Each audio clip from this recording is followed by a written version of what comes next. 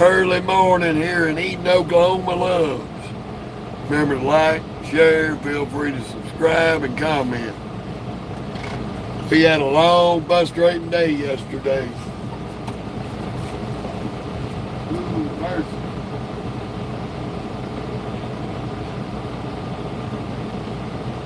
Which wound up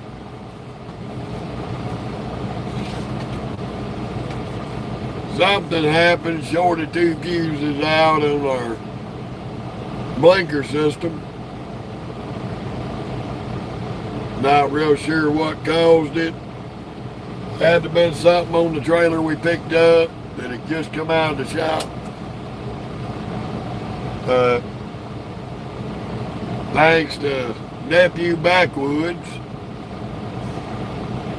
we got it troubleshot over the phone and figured out where the fuses were in the fuse box of the truck. Got them changed out. He had a little bit more knowledge on Peterbilts, especially the hoods. So he was a great help yesterday. We actually got blinkers again. So, fun of it all.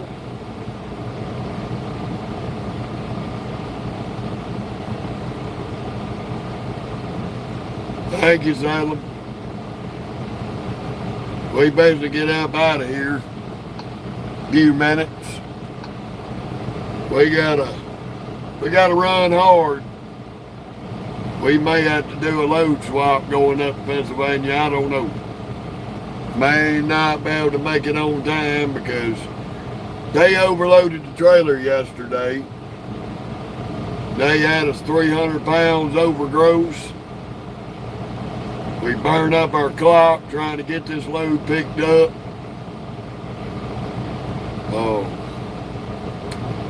Bottom line yesterday was a whole shit show.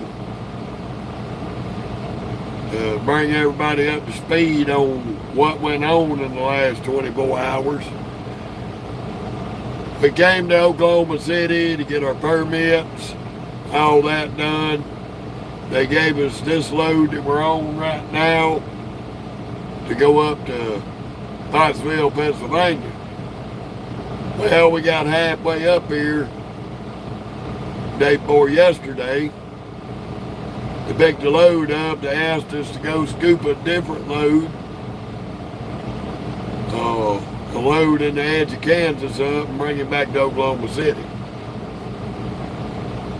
Well, we went up there, but the load wasn't ready. No snow. I'm in Oklahoma, not in the northeast or the northwest.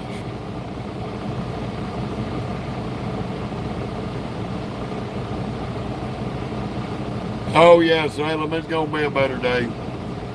But anywho, how you doing there, Cap? But we went up there to Arkansas City, Kansas, picked up a load to bring back down to the yard. It wasn't ready. We ended up having to do a 7-hour break there to get hours back to bring the load to Oklahoma. We got down to Oklahoma terminal about 6 a.m. yesterday morning. Finally got out of the safety lane, had to go 9 rounds with the night shift boys. They were trying to flag my truck. My truck had already been inspected and there wasn't nothing wrong with it. But they were just trying to make something to be wrong with it. Got around all that crap. Got an empty trailer. Then they asked us to go over to Americold and pick up a load they had coming up here to where we were picking this load up at. They were supposed to be bringing up there, drop it, grab the other load and leave. Well, that turned into a live load and a live unload instead of a live load and a drop and hook. So we had the live unload on one side of the building, drive around the other side, check back in, and pick this load up and do a drop and hook. And then, like I said, they overloaded the trailer. They had to pull freight off, get the weight straightened out. So, right now at this point,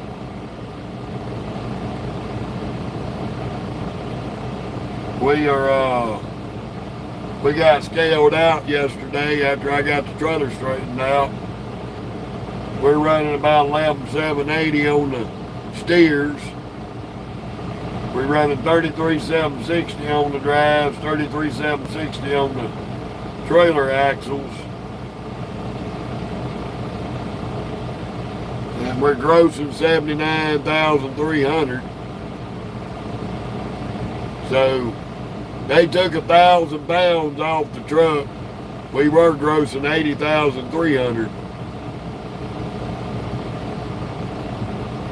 But we got ourselves under gross.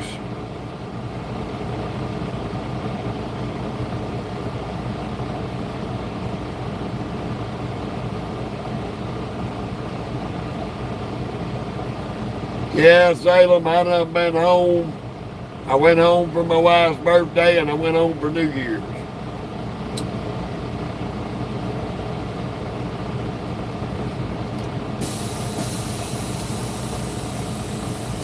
Now it's time for us to get rolling.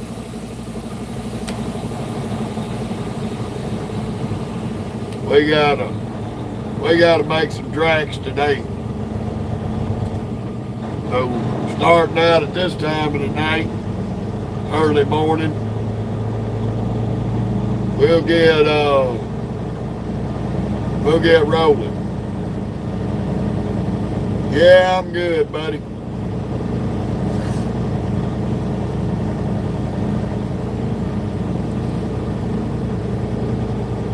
Time we got through fighting with the overweights yesterday at Tyson, trying to get them straightened out, letting them know that their scales are not accurate.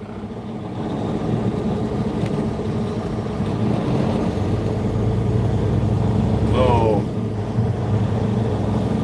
I compared the cat scale ticket here at the Loves to their scale ticket. Their scale's 200 pounds off on the steer tires, over 100 pounds off on the drives, 80 pounds off on the trailer section of the scale. And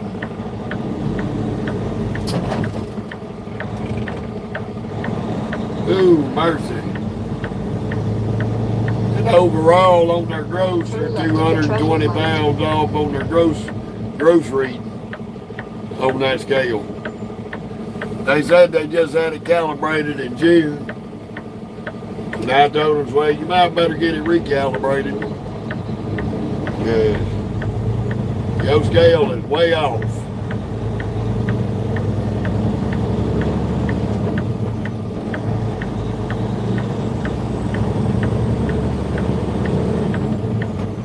Continue on East ONK Garriott Road. How you doing, Counterman?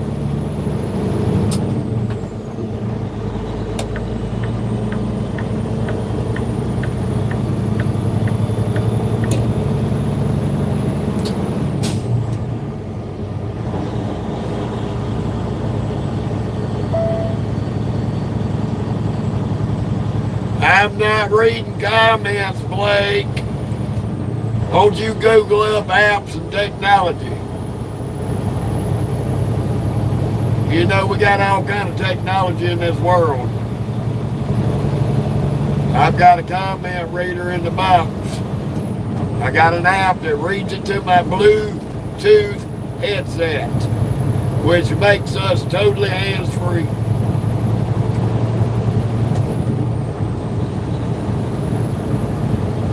So,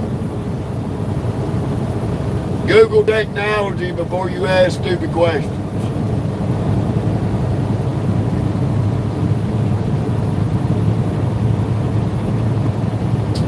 I use an app, buddy. I have an app on my phone and it's linked to my lives.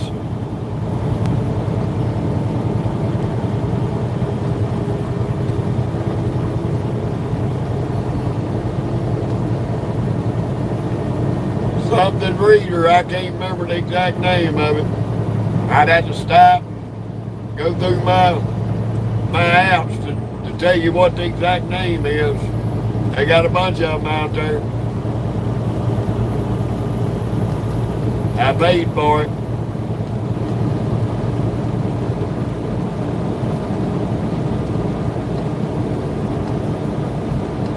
I pay like $5 a month for it.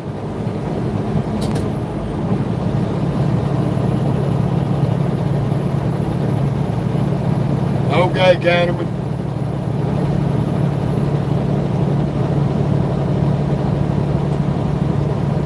I did all my research before I ever started any of my media platforms to do this. To make sure I could be legal.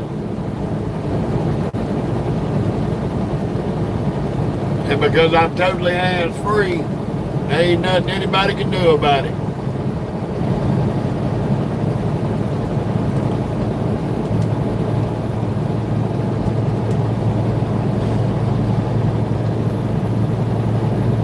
It just gets annoying when people keep bringing that shit up and they don't research modern technology.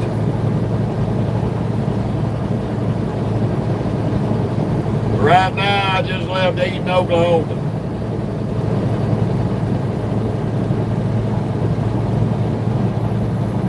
Just left Eaton, Oklahoma, Counterman.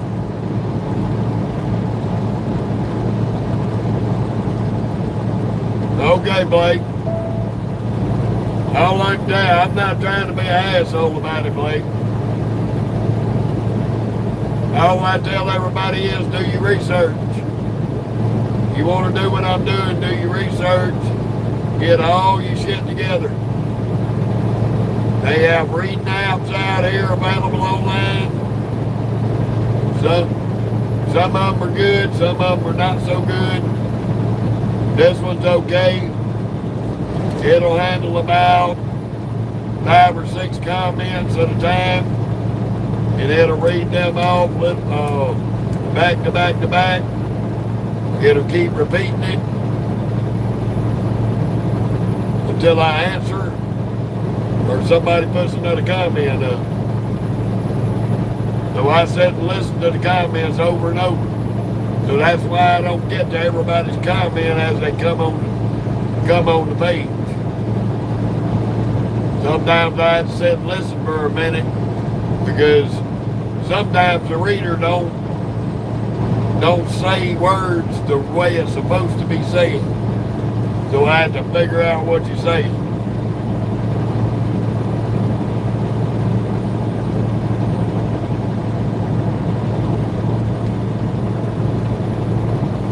Well, buddy, I could give a shit if you're constipated. Keep that shit to yourself. This ain't the page to be spilling your business on.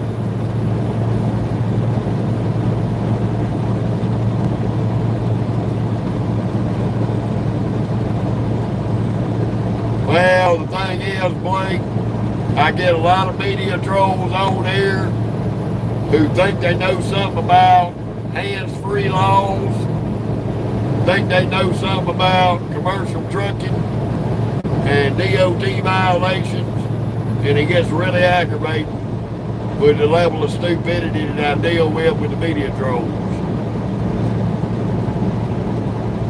Because first off, half of them don't know what the fuck they're talking about. I hear, oh, I'm going to report you to the DOT. Yada, yada, yada, yada, yada. Your video and going down the road, that's unsafe and dangerous, but you got drive cameras in the vehicles, drive cameras in these trucks, video and going down the road every day. So, it's not dangerous, it's not illegal, and as long as your hands free, It's 100% legal. That's right, Blake. Hi, Catermain. We're going to be on for a few hours this morning. We are on our way over to I-44 in Tulsa, then on up to St. Louis. Yeah, I know, Blake. It just gets irritating sometimes with these dumbass people. You already know I got an extreme allergic reaction to retards. I'm trying to get my sinuses unbroke this morning.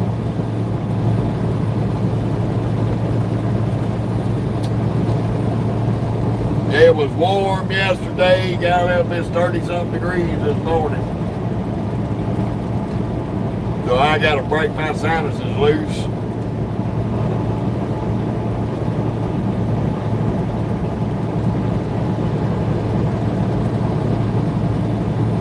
Okay, Trucker B, I appreciate the info on that.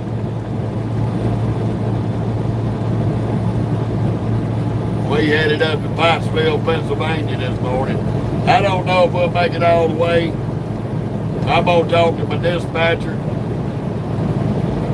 They may have to work out a swap and give this to somebody that can get it up there on time. So I'm going to do my level best. I'm 20 hours away. They may have somebody up that way that I have a break in that'll be able to get it there all the way on time, but I don't think I'm going to make 10 o'clock tomorrow night. We'll see.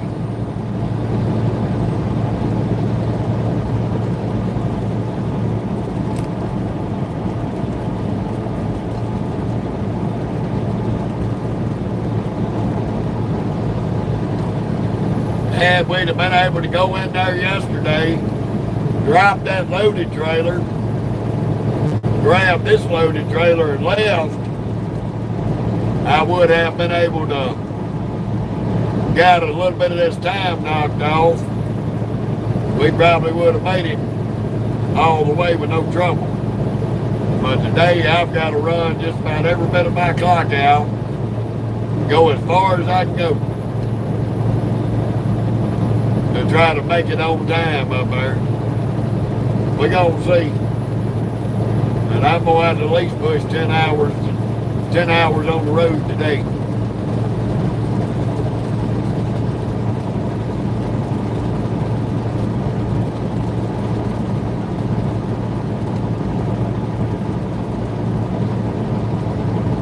Buddy, I don't know about the dyslexia part.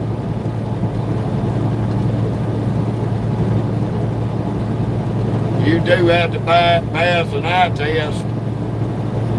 Pass an eye test to get your med card.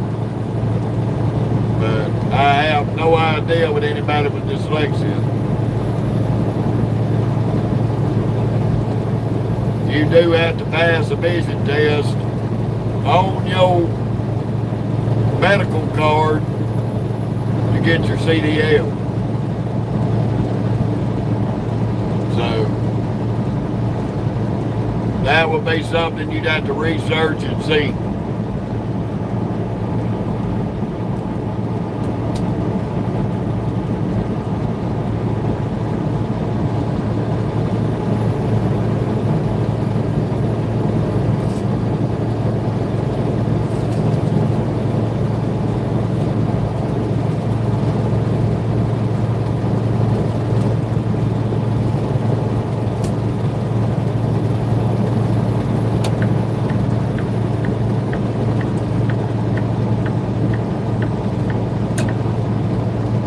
There was a bad spot back there. I just happened to see the pothole.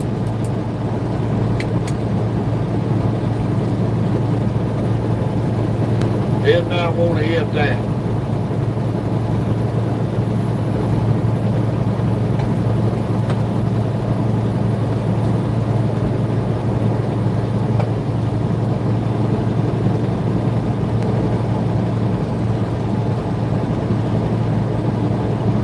case any of you are wondering what them flashing lights are, that's windmills.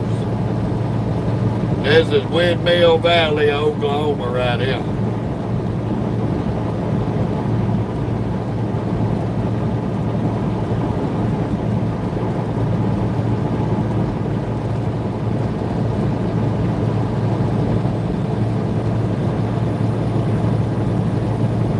I drink sweet. I have a coffee when I get up in the mornings. I drink sweet tea. Secret to turning all them miles and staying awake is go to bed and get you some sleep. When you do your 10-hour break, get some sleep.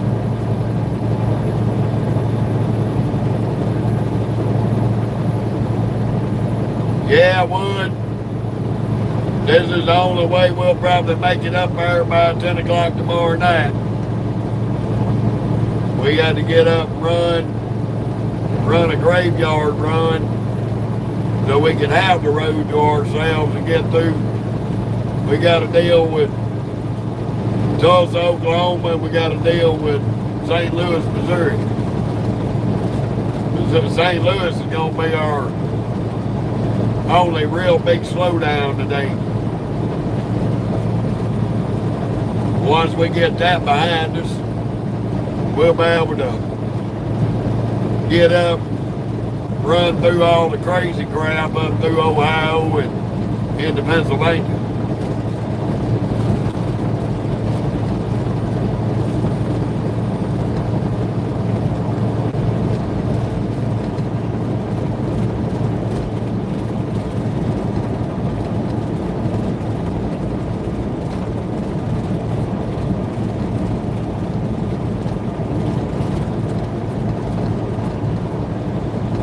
We shut down by noon today.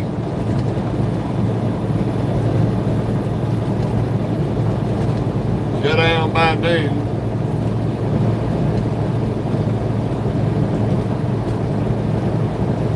We can get back up at 10 o'clock tonight.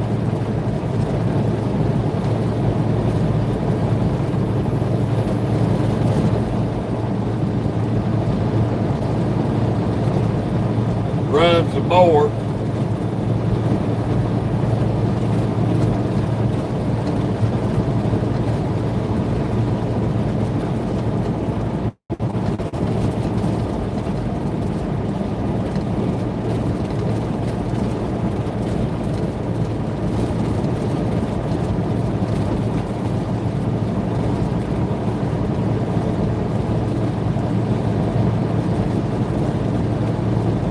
We might just make it. It's gonna be tight. It's gonna be tight, but we might just make it all the way.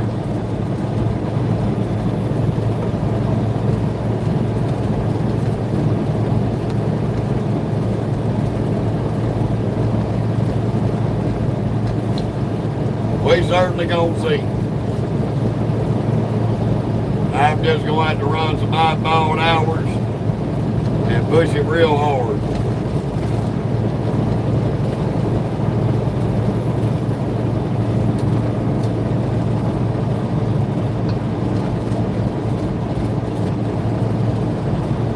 We push about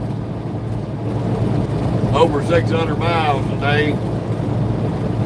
That's going to leave us with about 700 to go. Get back up tonight. Yeah, we might make it up there. It's going to be tight.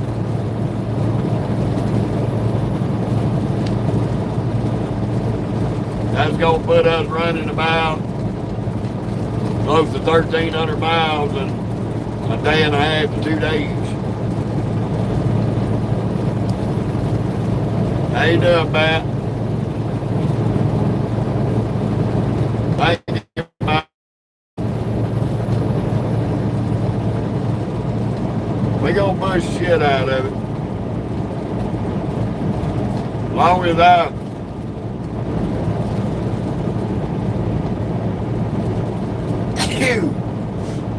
shit, excuse me. Hang on.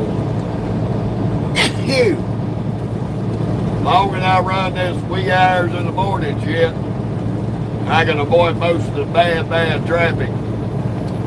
I should be able to pull this load off. I'll know more by noon today of what I'm going to be looking at exact times.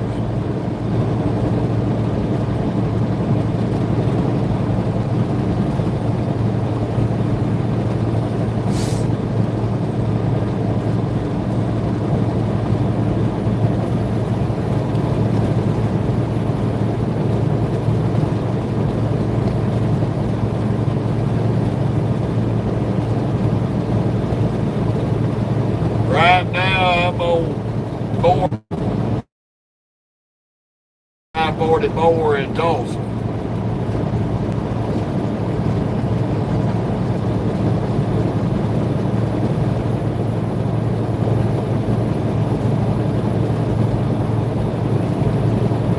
Yeah, I don't prefer either one. I'd do either one, buddy. If I need to drive in the daytime, I can do that. If I need to change it up, run at night. I've been doing this 13 years. In order to do this kind of work, you got to be able to get up at any time of the day and hit it. You got to be able to go to bed at any time of the day. Get you some rest and get up and get it. If you can't change your sleep patterns up and function properly, this lifestyle is not for you.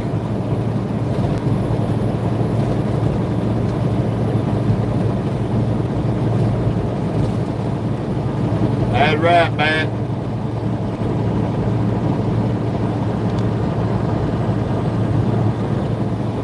Only problem is I'm leaving Oklahoma, but I ain't riding yet. I'm riding in a Peterbilt. And I ain't headed west, I'm headed east.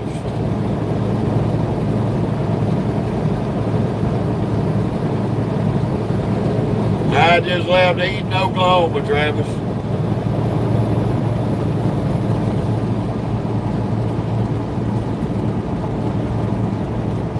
What's happening, Peter?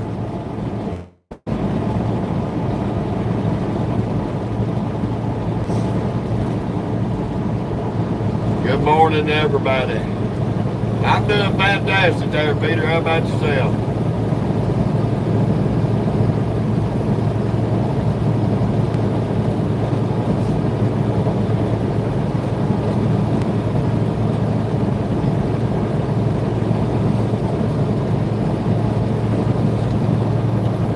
We had to deal with somehow or another that trailer we had yesterday. I got to call the breakdown shop. Let the trailer shop know that whatever they done to that trailer while it was on the yard, they didn't fix the problem. Yeah, this is my truck. I don't company drive. I've been a owner for 11 years.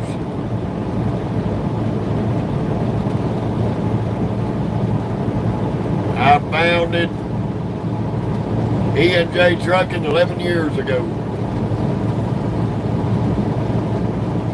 LLC.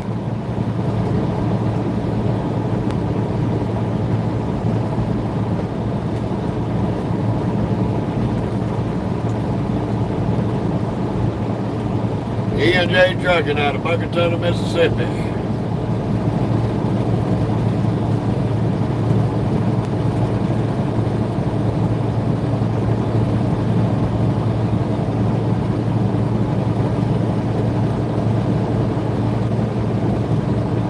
Well, the trailer was the problem. There was a dead short in the blinkers on that trailer.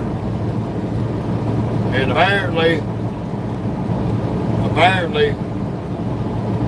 sometime or another, while I was bouncing around on the highway, there's a bare spot on one of them blinker wires going from the box in the back on the front of the trailer to the lights on the trailer. somehow it managed to rub up against something dead short, and it blowed out my left and right fuses for my turn signals and flashers. So I had to replace 2 fuses yesterday in the cab of the truck to get it back working on the trailer pigtail. So I had to call breakdown and let them know they need to send somebody out there to find where that dead short was at, because that trailer's just gonna, the next person that hooks to it is gonna blow fuses in their truck.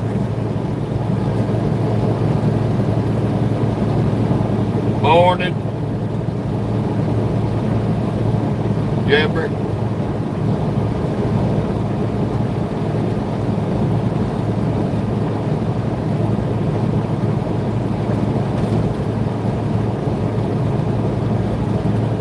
I heard that, Travis.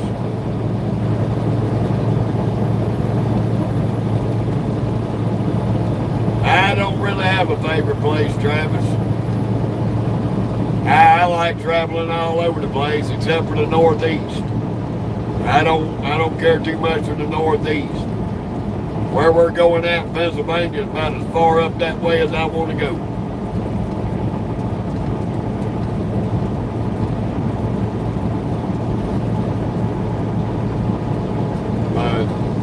Anywho, we got on the phone with Nephew Backwoods yesterday. He's drove a lot of these hood Peterbilts in 18 years. And we troubleshot the fuse box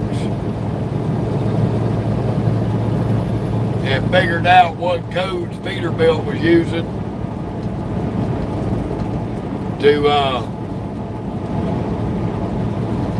signify the turn signal fuses for the lights.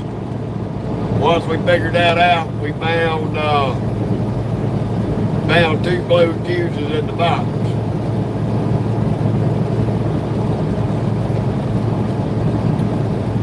So we got them changed out, got everything back working.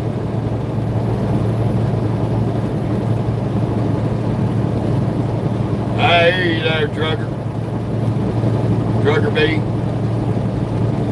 My buddy loves them W9s, but them W9s, just like his 389 and that 379, they all fuel, they drink the shit out of that fuel.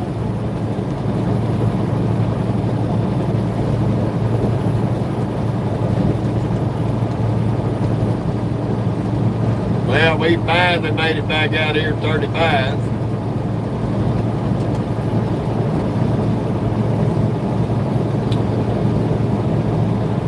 The fun of it all.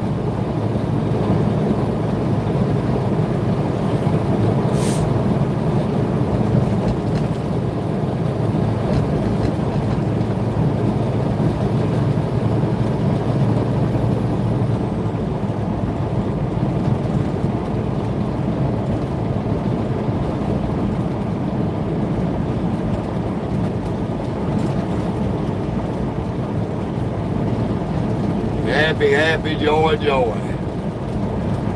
Night riding in Oklahoma.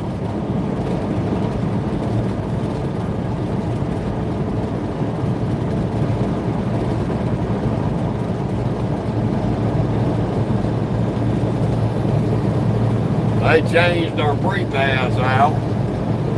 Went to a different brand name of pre-pass. So we still got to wait for our pre-pass to be activated.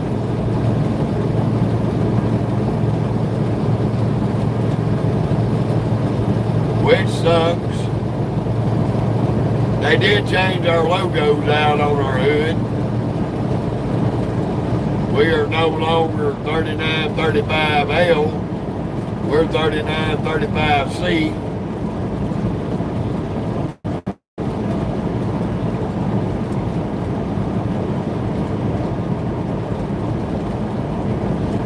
Partly because we done did almost half the mileage we need to pay this truck off. in the last year. We almost halfway.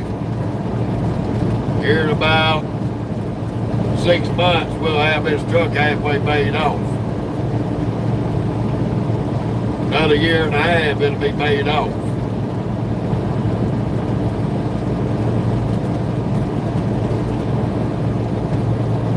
How you doing, Jock?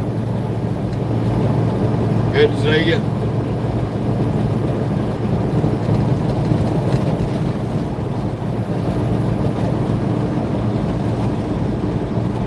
We get over here, we're about an hour from Tulsa, Oklahoma. We should be able to scoot on through Tulsa. Time we got through live unloading yesterday, dropping and hooking, getting the truck troubleshot, getting the turn signals fixed. Hell, our clock was already burned up.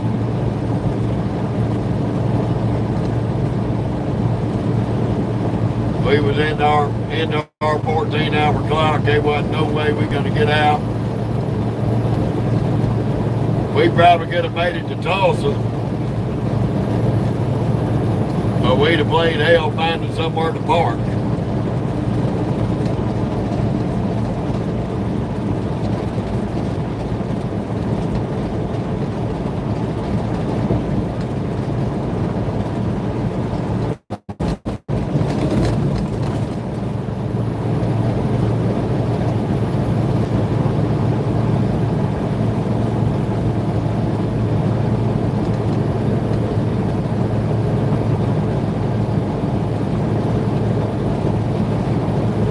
Hopefully they find us a load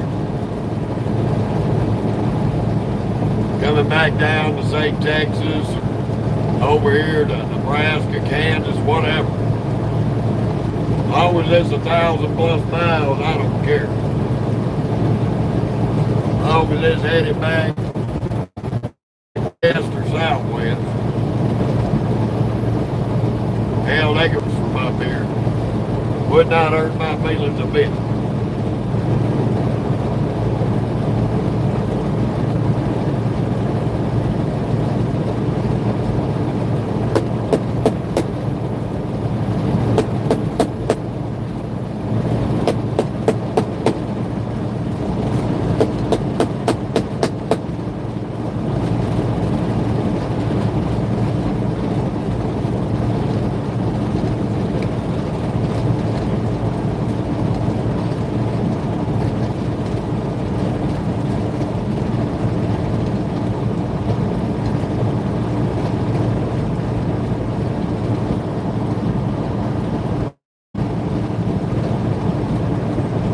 Probably gonna be trying to stretch it out, be parked up by at least 11 or 12 o'clock today, around noon.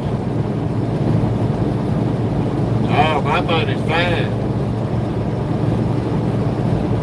I'm making almost $2 or something a mile. I get paid the same rate, loaded or empty. So I'm being paid the deadhead. I'm being paid to haul. Same money.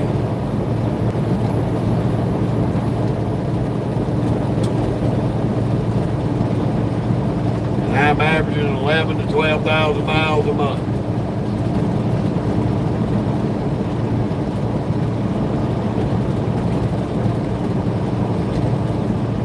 I appreciate that.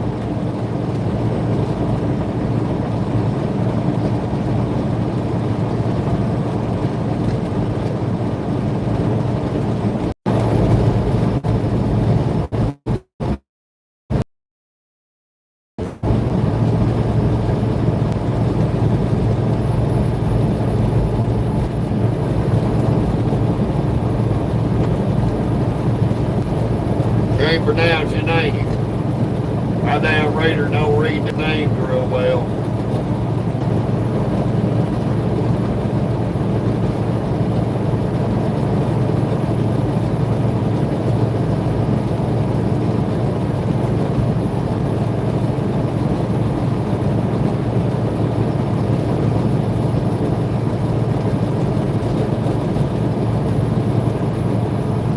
Hey, buddy, let me tell you something.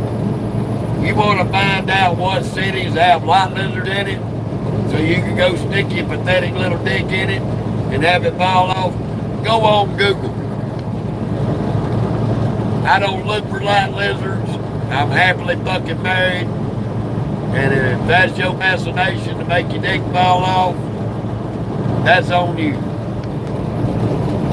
Fuck off my face. Stupid ass bastard.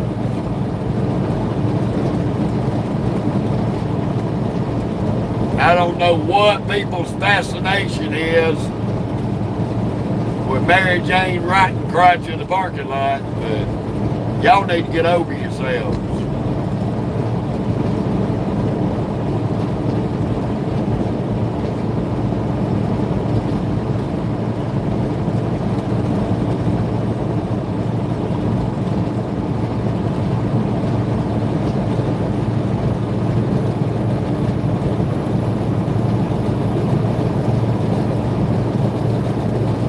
I heard that would.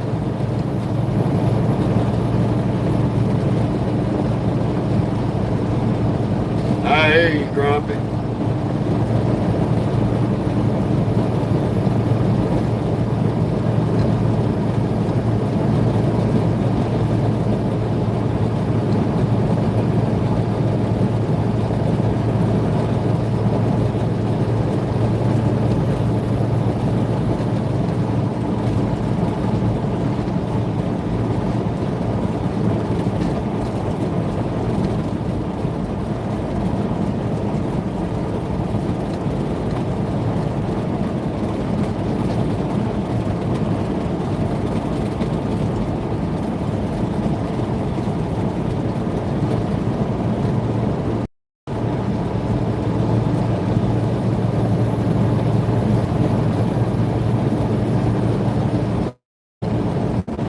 That box.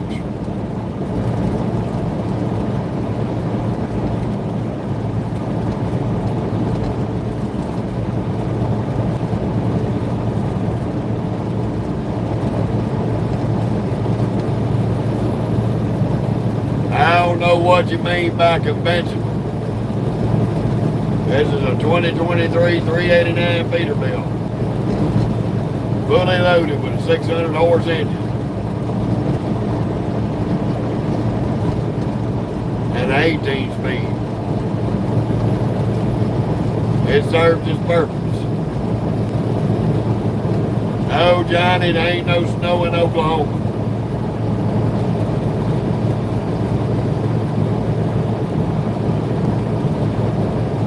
We'll probably get into some between Ohio and Pennsylvania when we get over that way.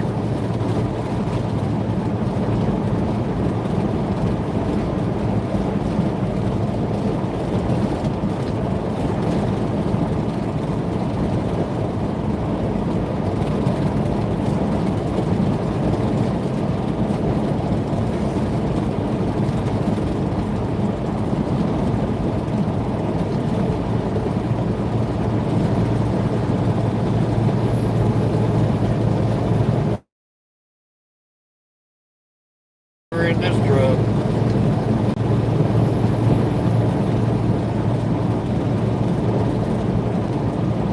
I heard that day.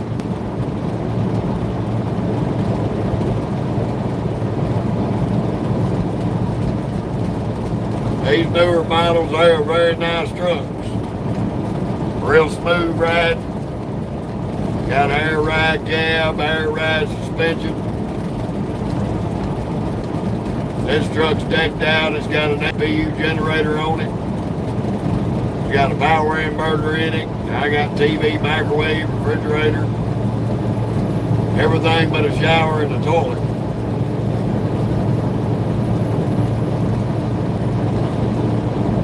I hear you, Trucker B. Line haul's okay, but the freight rates ain't good enough right now. You make more money being paid by the mile than you do running line haul.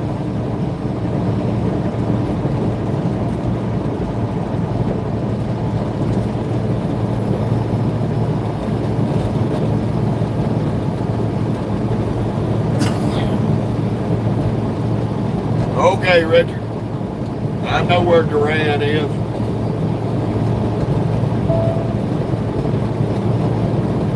Cool.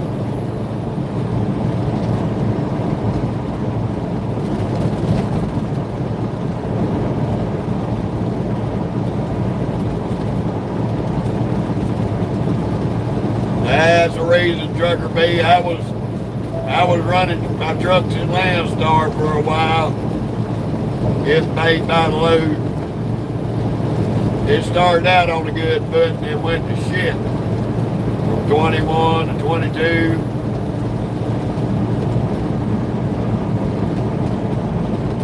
At the end of 22, I pulled out of it. Came back to running by the mile. And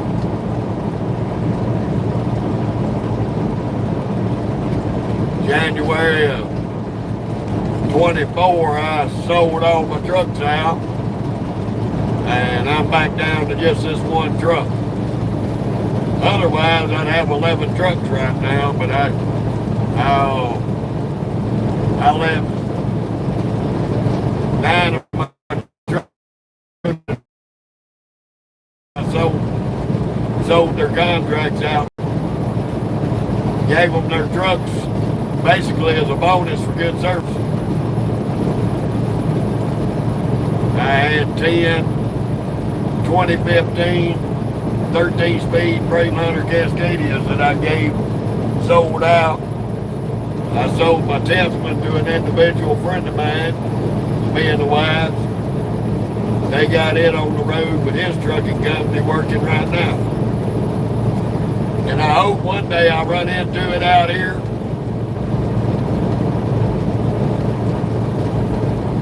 And I'll hopefully be live.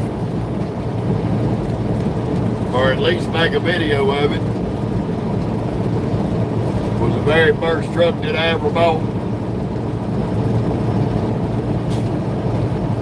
Back in,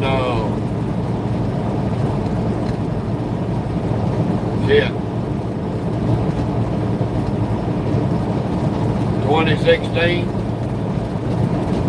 something like that, 2015, 2016.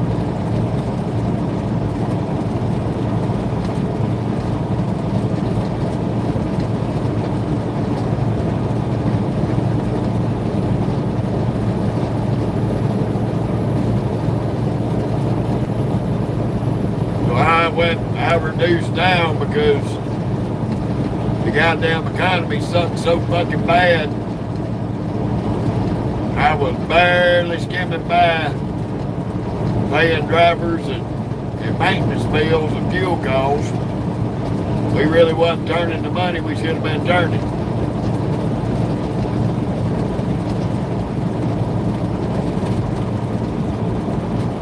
When we first started the trucking company up 11 years ago, the money was good. I was covering bills, buying trucks, hiring drivers, lickety split. Then 2021 rolled in, everything went to dog shit. From 21 on out, we were just barely skating by. So I reduced it back down to one truck. So it's a possibility if the economy picks all the way back up to what it was 8 years ago or better, I might expand back up again. We'll see.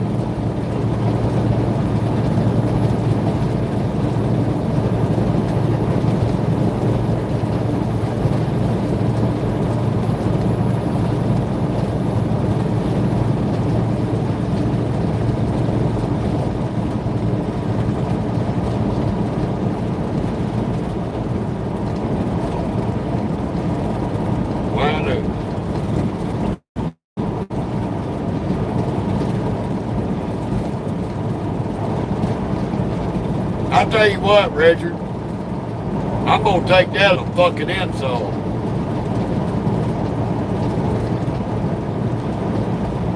I'm gonna tell you what, country folks are some of the best fucking folks in this country.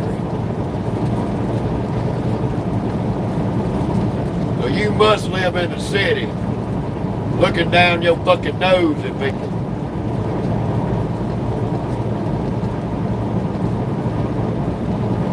And don't worry about my fucking mouth. Cause son, even on my worst day, I'll be better.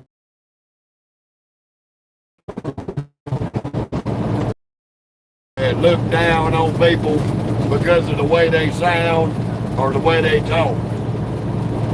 I can tell you what, son, I'm your worst fucking nightmare. I got a 4-year bachelor's degree and I got a 2-year associate degree under my belt. So don't take the sound of my voice and the fact that I own and operate a trucking company that I'm illiterate or any of that shit.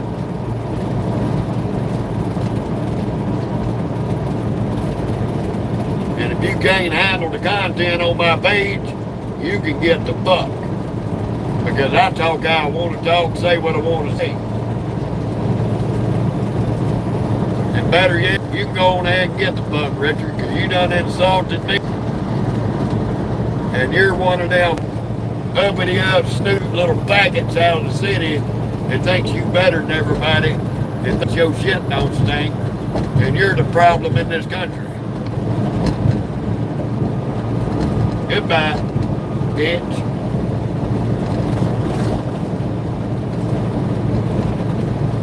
No, this is Oklahoma. Oh, I done took care of him, trucker B. Filthy mouth hillbillies. Fuck you, you queer ass bitch. That's a peckerhead that looks down his nose. And he's one of the main problems in this country.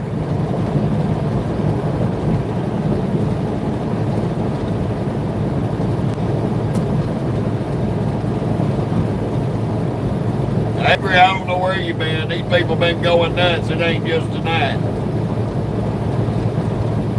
Chevy, I don't know what bridge that is. We ain't on no bridge. We on a toll road. A dingleberry is that big crusty back dead piece of shit hanging off the hair of somebody's ass crack.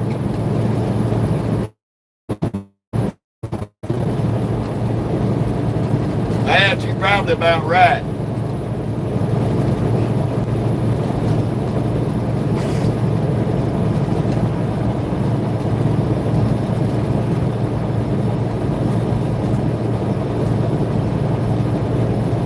You're probably about right on that, man. Stupid ass motherfucker. I had to listen to his comment a couple of times to catch exactly what he was saying. Tim, I'm gonna tell you what. Quit being an embarrassment to your mama. Because if this is your attempt to be a media troll, you suck at it. You suck worse than a Hoover vacuum cleaner. So quit embarrassing your mama and quit making her regret not swallowing your ass instead of conceiving you. Because you are definitely the poster child for birth control. Bye, Tim.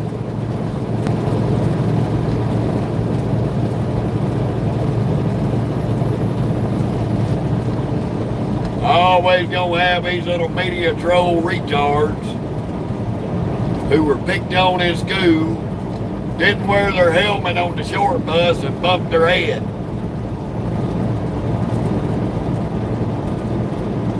That's okay. I know how to handle them low IQ retards. They make special needs people look. They embarrass special needs people by abusing the stupidity privilege.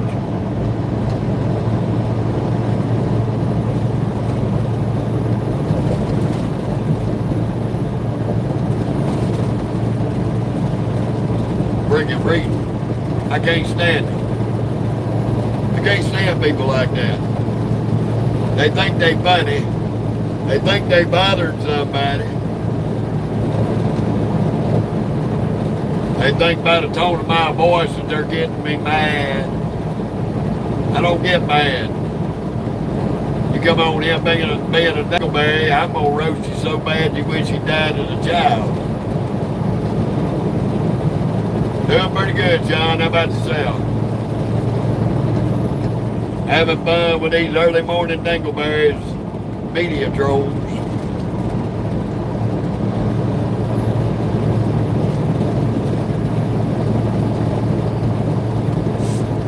One of these days they gonna learn to quit coming on here. They just have to FAFO, I guess.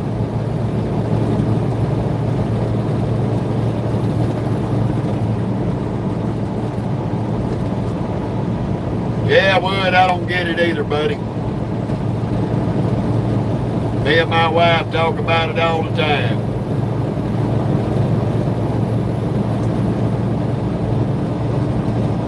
Oh, I know, man, because they're too busy sitting in their mom and daddy's basements, smearing peanut butter on their balls and abusing the dog. That's why they can't get up off the couch and go to work.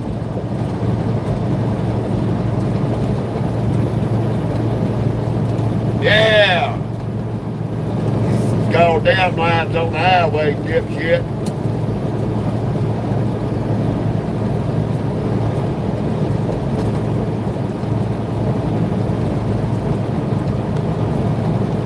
Yeah, John, that is true. A lot of weirdos out here. We're rolling down the road. You can hear the Jake brake whenever we get ready to slow down going into town. I'm not popping the Jakes while I'm out here trying to get somewhere. I'm on a tight timetable. I ain't got time to cater to speeding up and slowing down for no reason.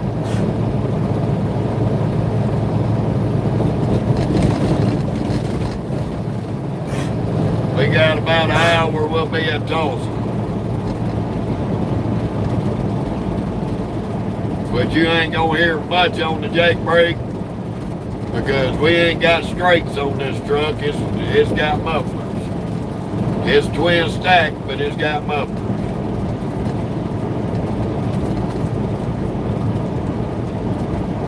Well, that might be the problem, man. That blue dye done went to their brain.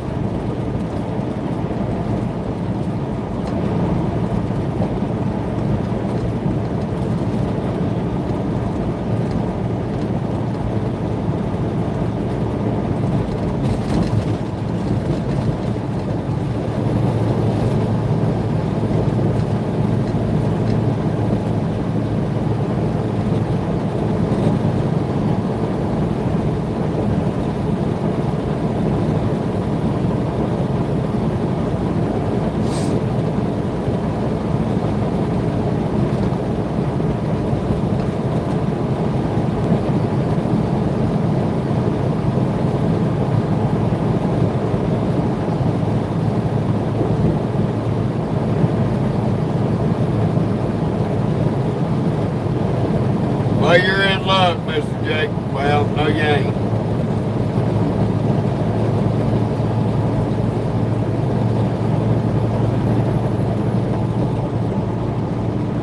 Because we're doing 70. I thought it was going to be a 60 mile an hour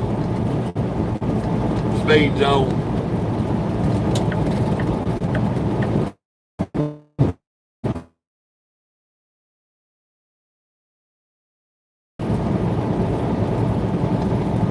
You can do 70 through this construction zone here.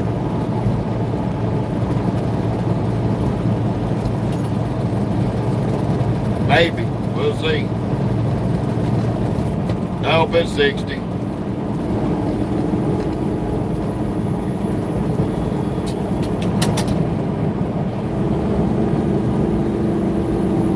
There's your Jake brake.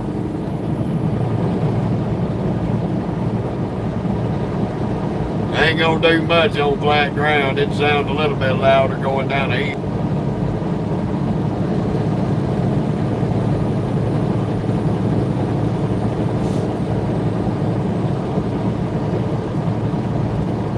Alrighty, Matt, appreciate it.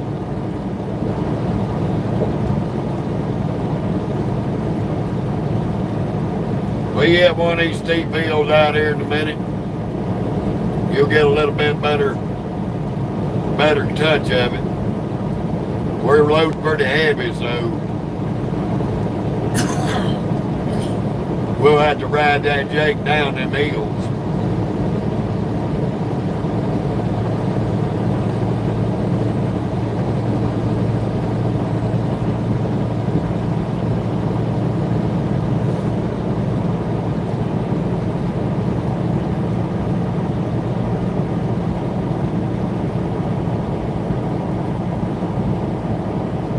I got to push damn near 10 hours out of this truck today. At least 9.5.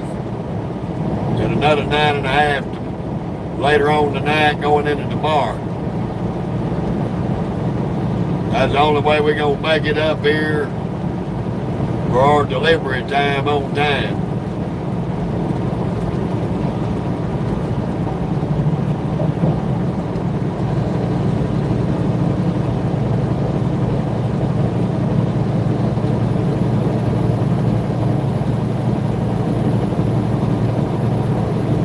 This run out of Eden, Oklahoma up to Pottsville, Pennsylvania is almost a 20-hour drive.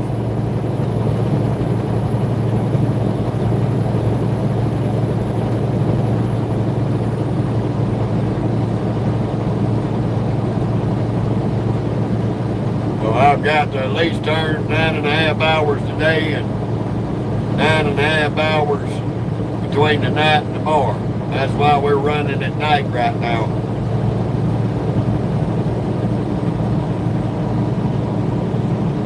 Oh yeah, we're gonna get it done.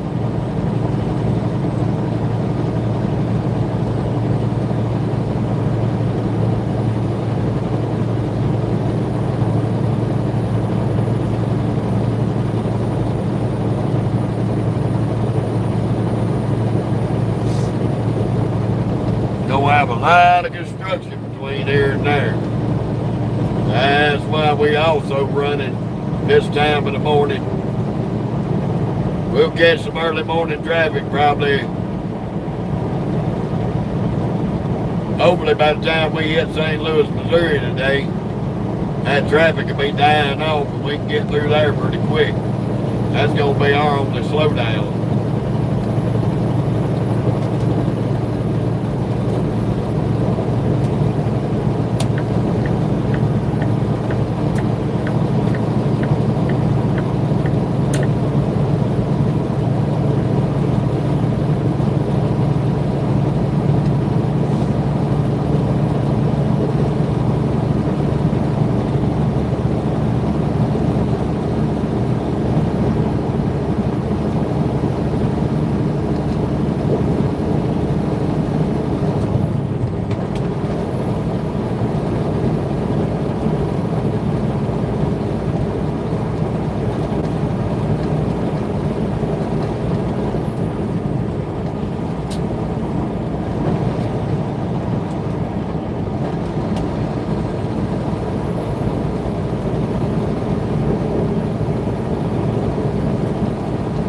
I probably could have made it over here at this damn service plaza and spent the night, but I was trying to get them turn signals fixed.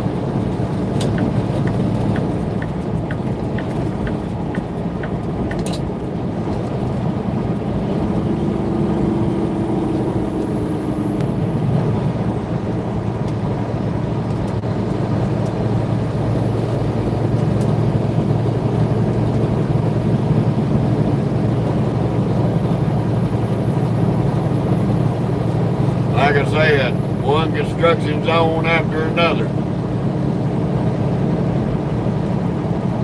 We are on a turnpike here. This is a toll road on 412 between I-35 in Tulsa, Oklahoma. And then we'll be on 44. It'll be another turn back, the Indian Nation turn back, going to Missouri.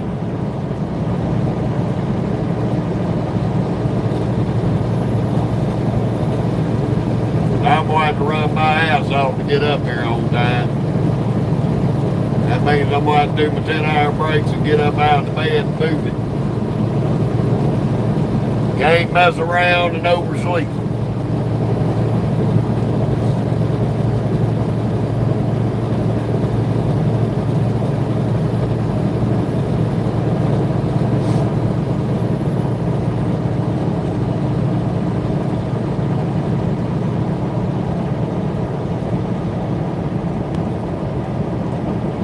Speed limit through here on this turnpike is 80 miles an hour.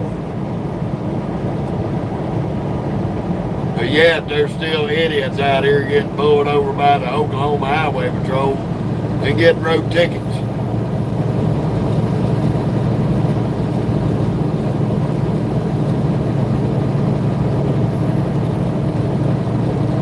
Crazy as it may be. You can do 80, but y'all, they get out here wanting to do 95 and 100.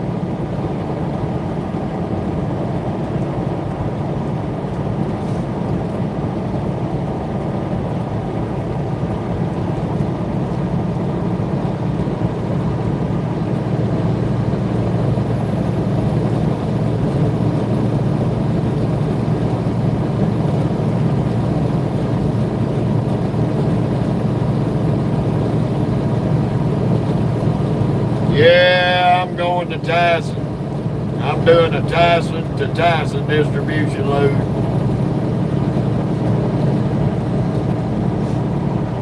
They tried to cram 80,000 pounds, 80 plus thousand on the trailer. They got this trailer loaded.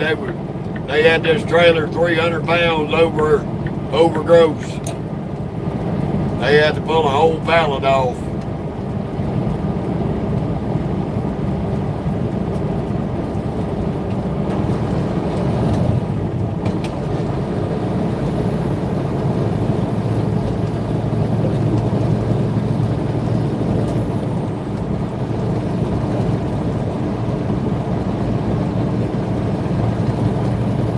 That trucker beat.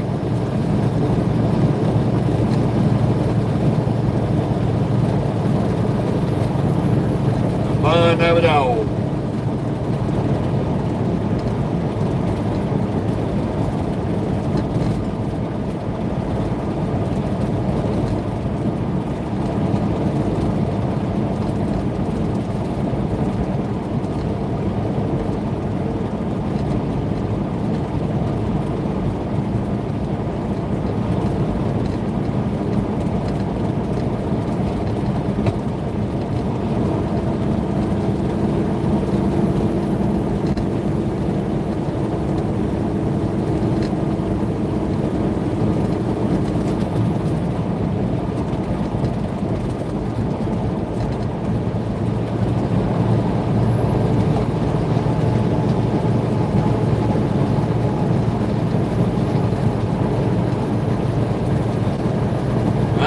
Why this suicide jockey trying to run over somebody.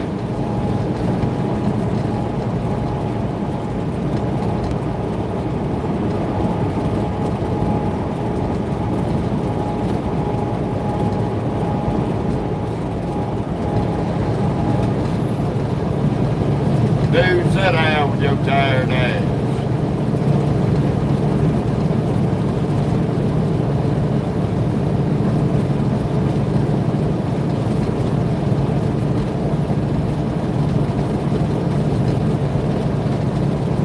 Trying to run over me through the construction zone.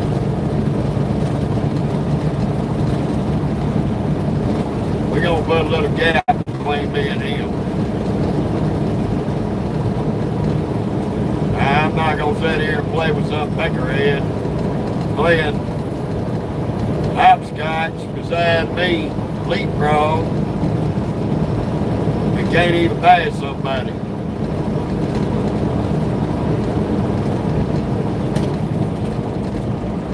goddamn. If you can't pass somebody, bump your speedometer, your cruise back a little bit, and stay off their back fucking door.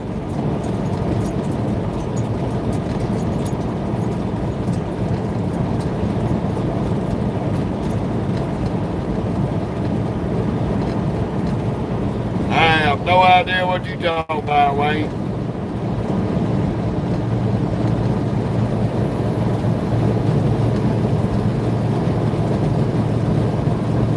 That comment made absolutely no sense.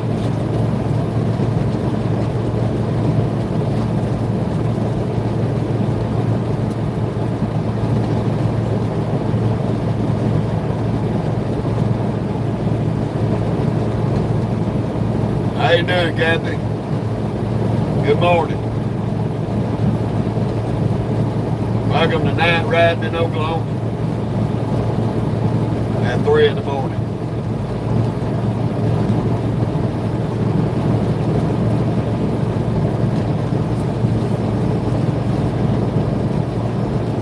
The only reason why he called up to us is because he was speeding in the construction zone. He was humping my bumper so bad in that construction zone.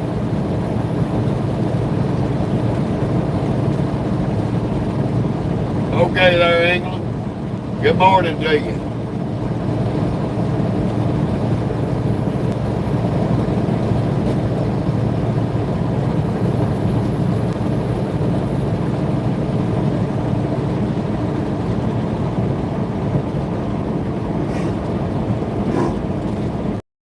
Heard that. WS.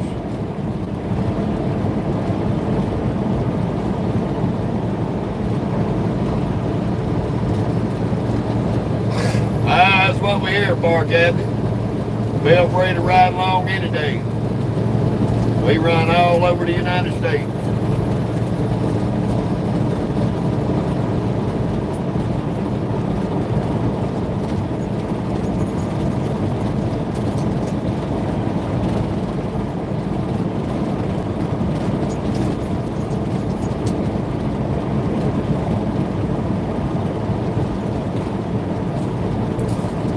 The northeast. We don't go up.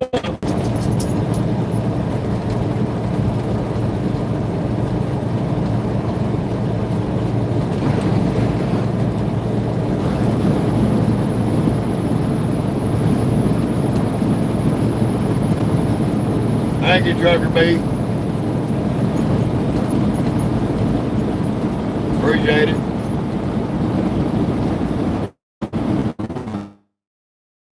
I heard that.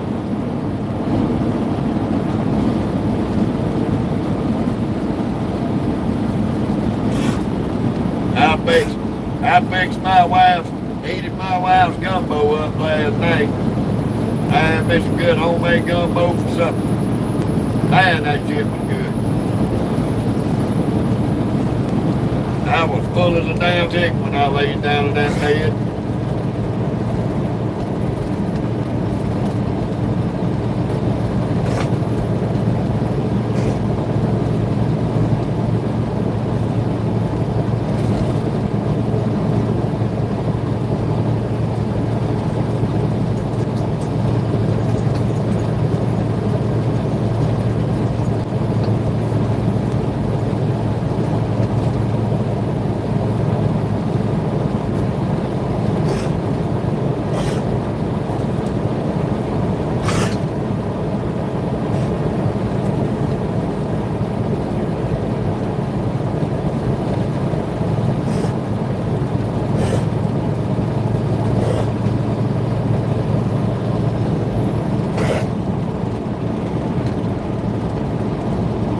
No, we don't pick up hitchhikers. We see them from time to time, but we don't pick them up.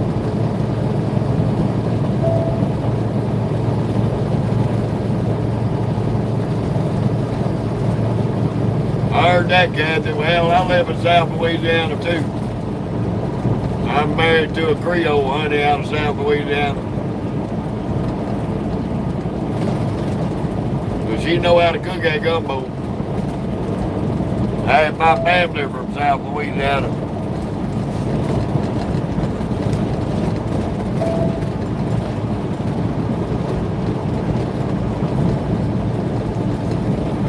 I don't know where their GPS is getting 30 miles an hour from. Drag-headed shit.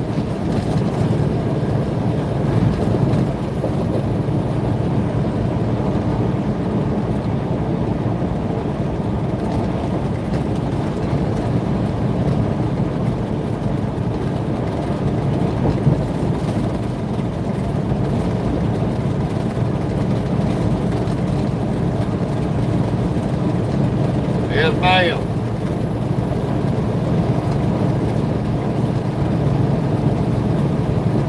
Yeah, Kathy, I met me a big easy woman about 14 years ago, and I never left. Came down to the Big Easy on vacation. Never left.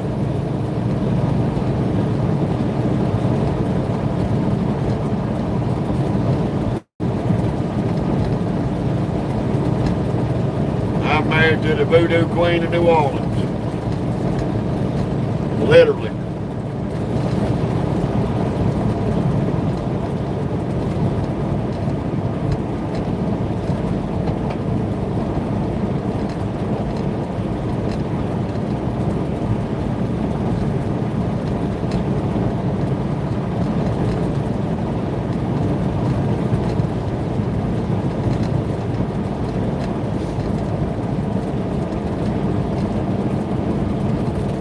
Thank you, Jeremy. You have you a good day too, buddy.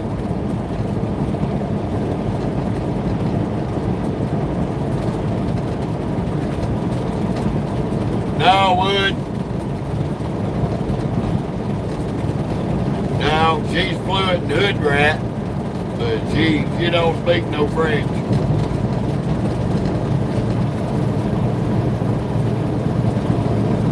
My wife's Creole. Haitian and Creole.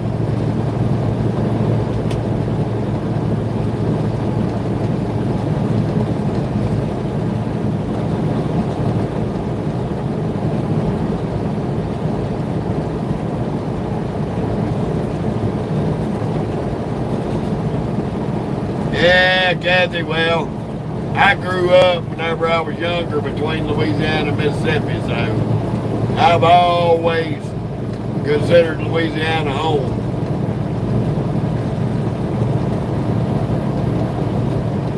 My mama was born and raised in Louisiana.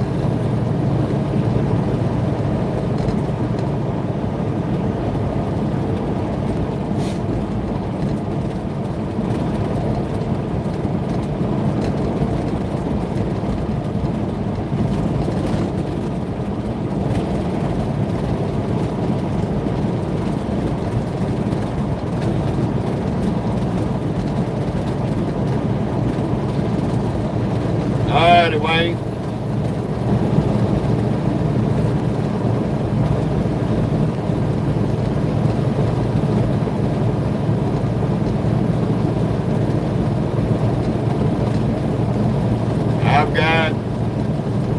I got Cajun roots and I got country roots up in Mississippi.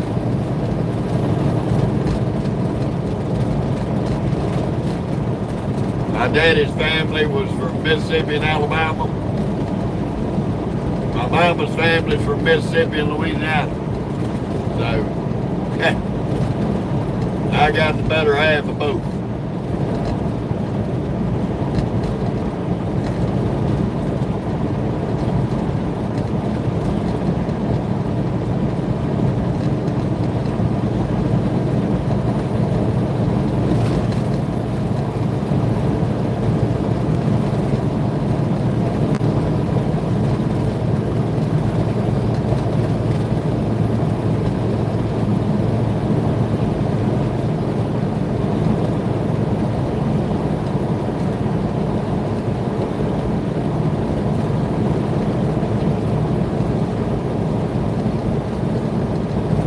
Kathy, you down in South Louisiana, baby, you know what a couillon is.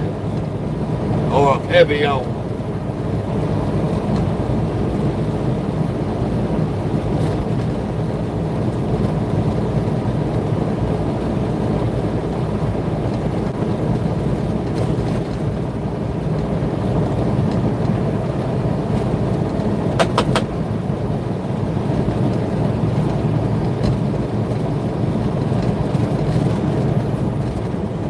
I had family living down in Houma, down on Bayou Blue,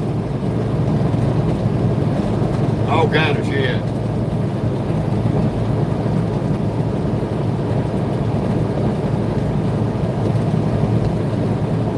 How you doing, Dallas?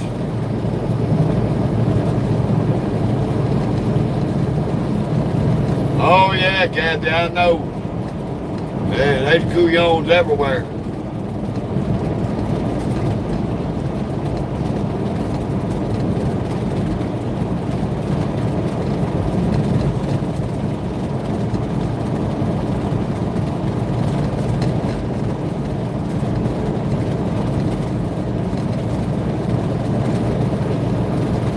That's right, Wood.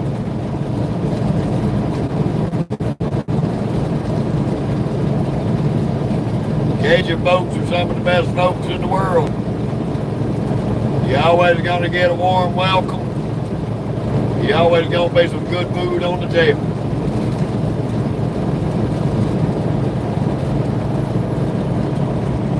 So if you get invited to a Cajun cookout, don't turn it down. It's gonna be one hell of a party.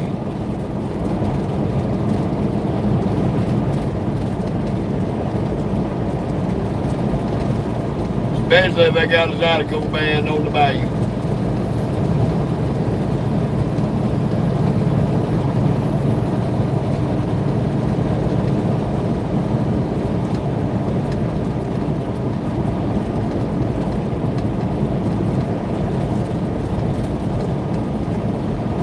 Yeah, that's one thing we got plenty of down that way, Kathy, is gators.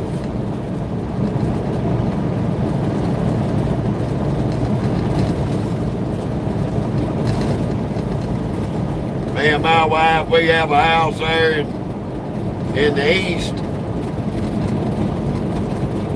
the Big Easy East, and we go down there on a bunch of train levees. I've seen anywhere from 8 to 12 foot gators laying up on them levees. Got video of one of them up on the levee. Old big boy come out that swamp, get him some sun.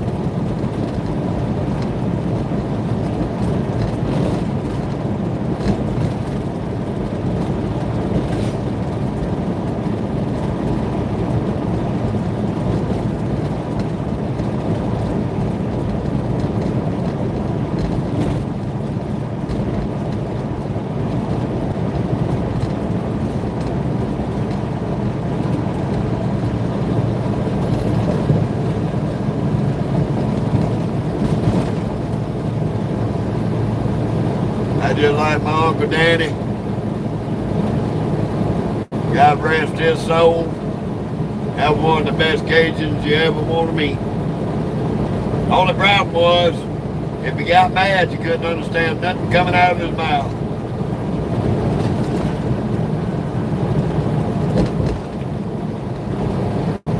He didn't learn English till he was like 14, 15 years old.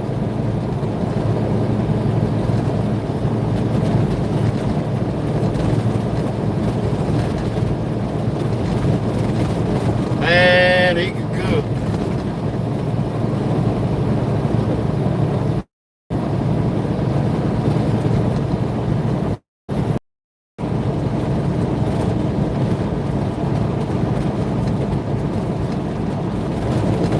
Dallas, I don't know what you're talking about down there. But if you're trying to make an attempt to be a little nuisance on my page, you might want to make your exit right now. Because I can tell you, I roast media trolls so bad they wish they died as a child.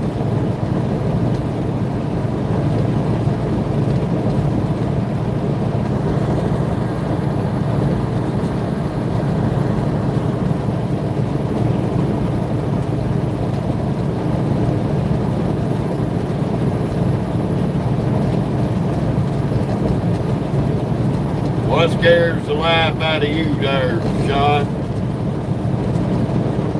What did I miss on that?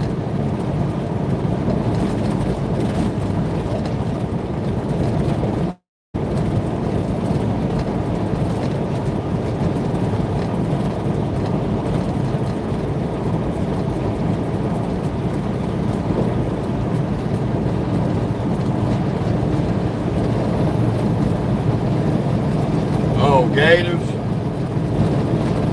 Yeah. Ain't nothing to be scared of as long as you stay away from the front half of it.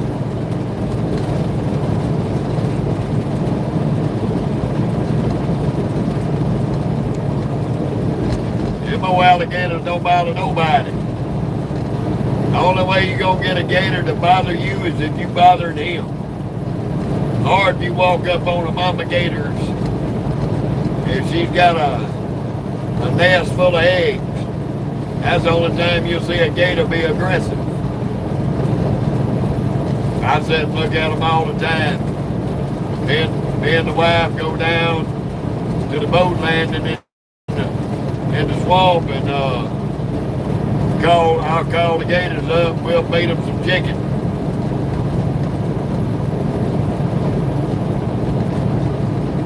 See how many big ones we can get called up about.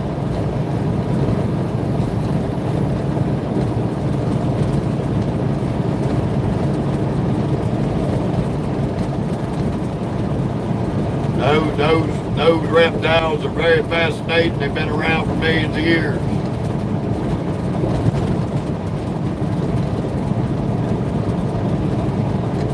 They're good eating too. There ain't nothing wrong with some barbecue gator.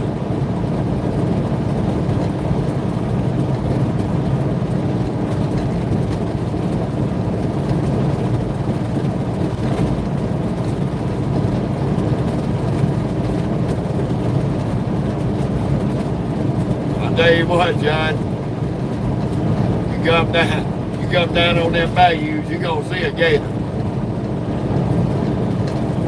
Whether you're fishing or not, you're gonna see one because they're gonna pass right by you. They be laying in that water right next to you and you're not even noticing.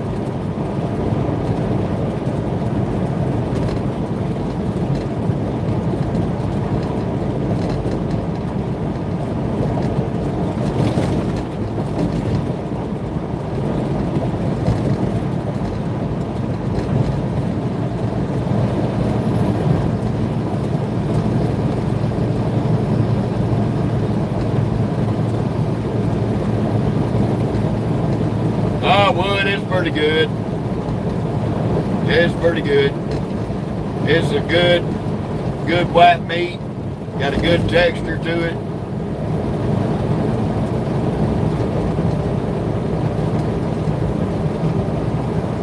You cook it right, season it up, it is fantastic.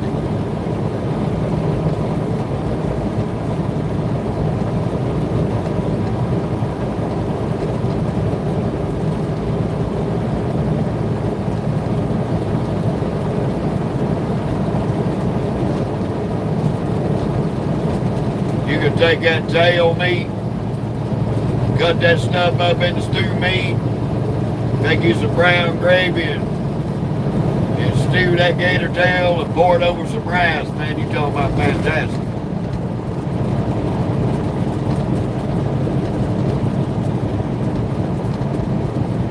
Stewed, grilled, fried, as long as you cook it right, it's some good stuff. Nah, it ain't got a fishy taste.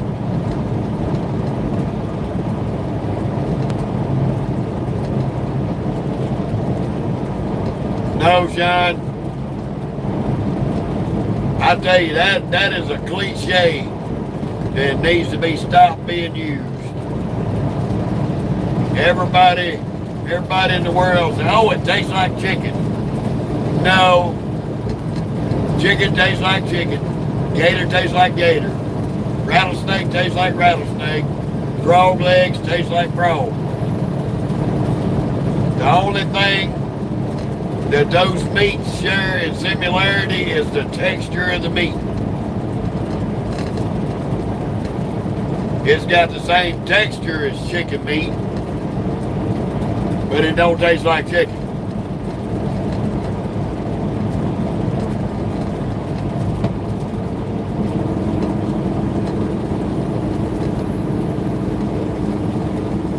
People use that terminology and it don't. It doesn't. It's got a whole different flavor than chicken.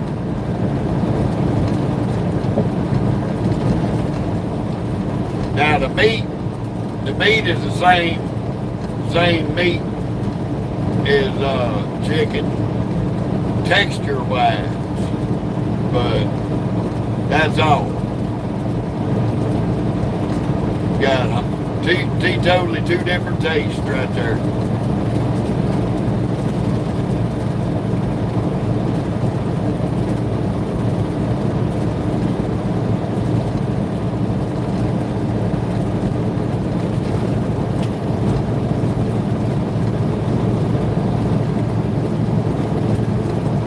I've always found that crazy over the years. Oh yeah, have you some of an alligator? It tastes like chicken. No, it don't.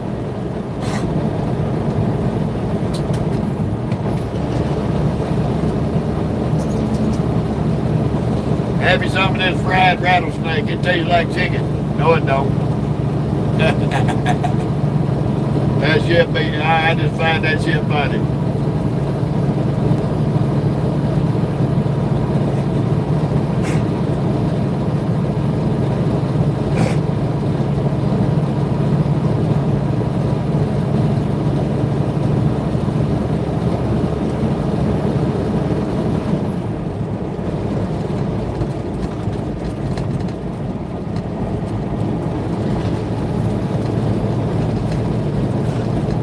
That's it, John. You can take the meat, chicken meat and gator meat, and lay them on the table side by side, and the meat, the texture looks similar on the meat. But, you know, that's the only similarities. They look the same, but they taste totally different.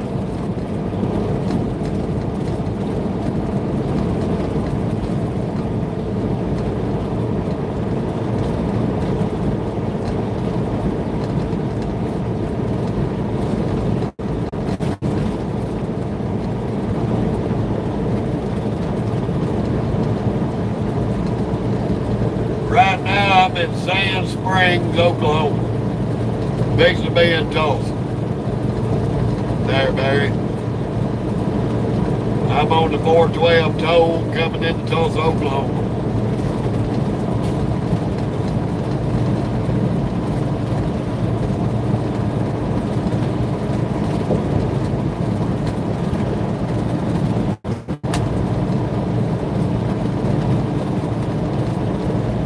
How you doing, Rod? Good morning. Welcome to Night Ride Live in Oklahoma.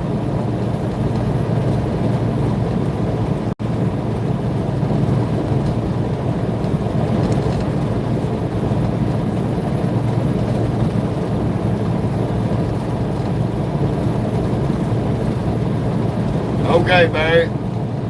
I was in Oklahoma City yesterday.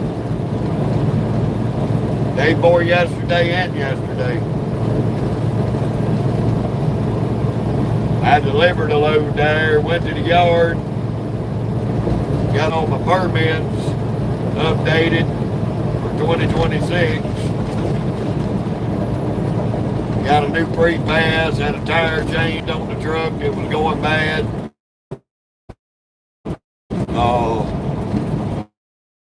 Left there to go pick up running a load out of Arkansas City, Kansas, back down to Oklahoma City, which, by the way, they flagged that trailer that the load was on. They had bad brakes on the trailer. Needed a DOT inspection and all that. So needless to say, that trailer, that delivery probably got pushed out.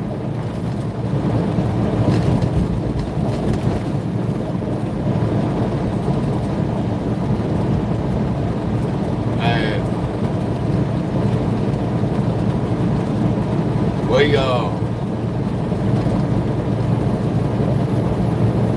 grabbed another empty trailer yesterday morning and went over and picked up a load out of Americo in Oklahoma City and went back up to Eaton to the Tyson facility that we were picking this load up at. We did a live unload there yesterday and a drop and hook. Grabbed this load, went marked up, and got on the road this morning headed to Pennsylvania.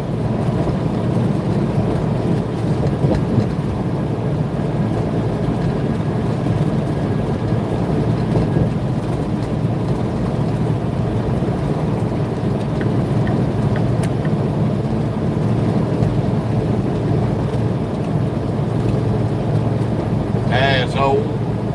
They're not dim your headlights, freak.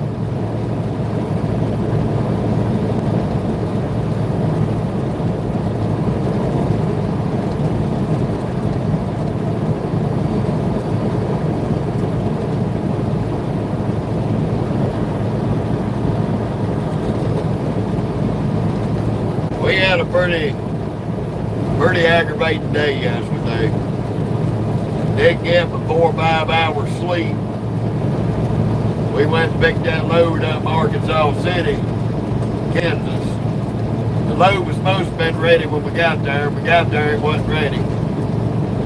So they burned our 14-hour clock up. We ended up having to do a 7-hour break over there. So we didn't get the load back to Oklahoma City till about 6 a.m. yesterday morning.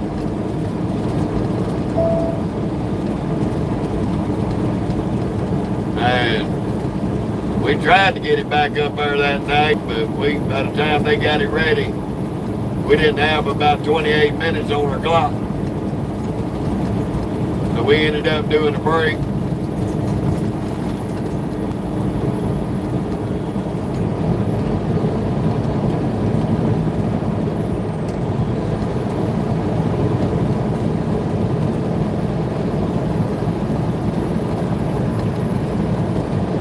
No, man, I would not. And that was probably about the stupidest damn question to ask anybody.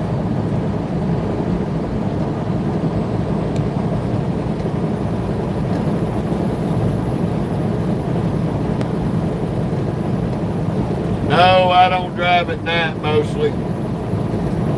I drive a mixture of day and night. I keep myself to where I can change up, swap from days to nights or from nights to days. Whatever the load calls for, I'm able to get up and adjust my situation to accommodate.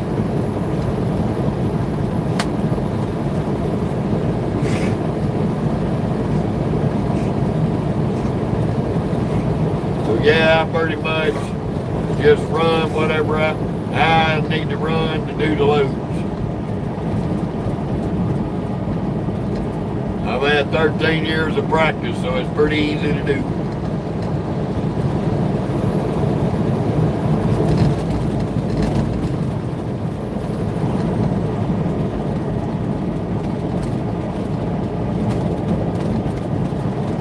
Well, to live this kind of lifestyle, driving a truck, you got to be able to do that. If you can't do that, you can't change your sleep patterns up in the middle of a day. And this ain't the lifestyle for you to be involved in.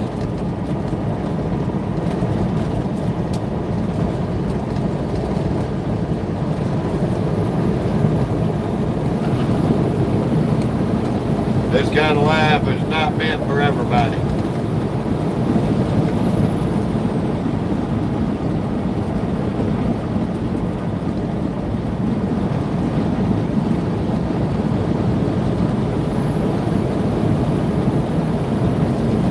That's right, Richard.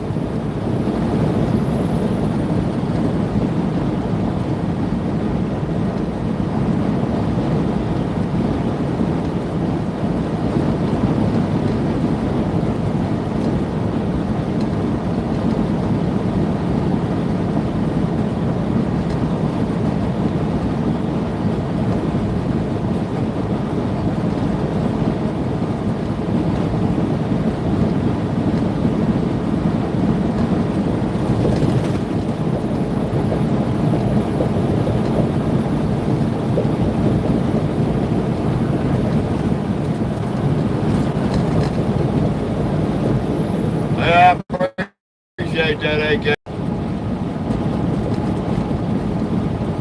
I'm ASC certified diesel and auto mechanic myself.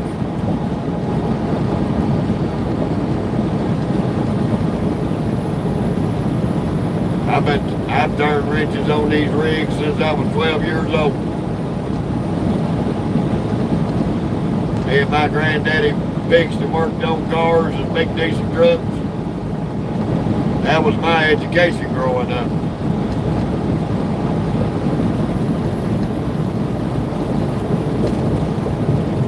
But that was back before you needed a goddamn computer to figure out what was wrong with it. That's old school.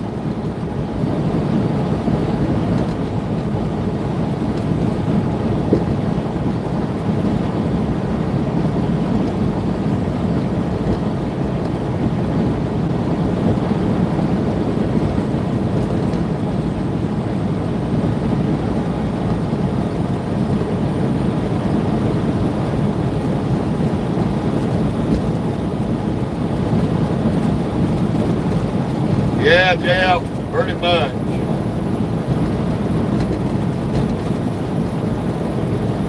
There's a lot of stuff that I take care of on this truck without having to go to the shop. Little minor shit. If it comes down to major shit, I put it in the shop because I'm done turning wrenches all the time. I'm at a point that I've done enough mechanic work in my lifetime that I don't care to move with it because I already know the aggravation that comes with it.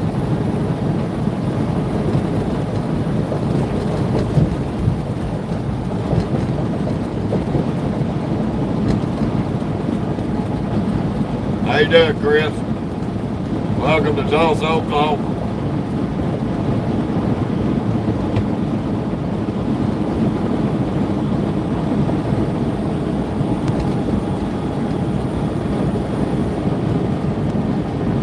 That's where Reba McIntyre's from, Tulsa area.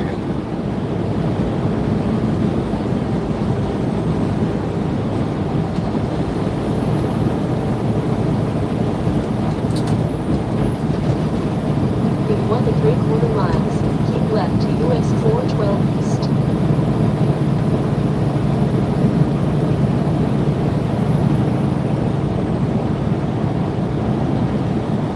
I heard that, AK. All this new computerized shit made it more complicated than it needed to be.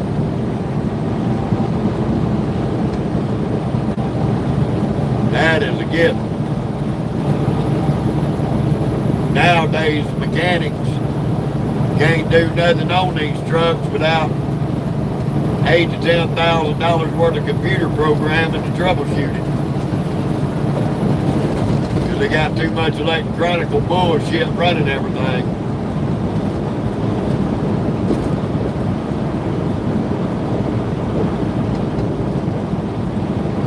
If you ain't got a sensor mapping program on a computer, you could have something going wrong on this engine.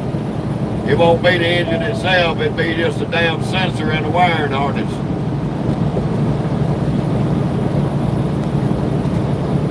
Crazy shit. Be clear of the 2 left lanes.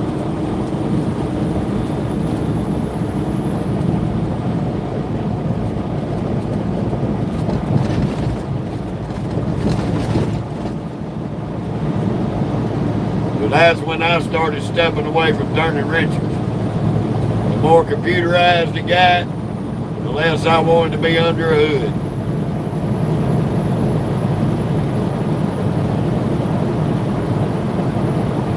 Yeah, all that emission shit's a pain in the ass.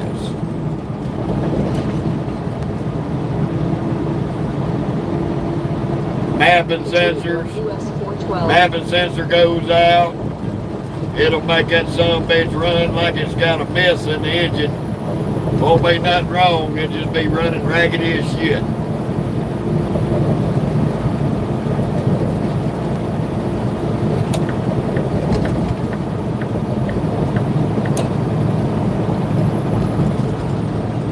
It sucks. I don't care for all that computerized shit. I'm an old school grease monkey. You can bring me a car frame, an engine, transmission, and rear end parts, and I can build you anything you want out of that damn car.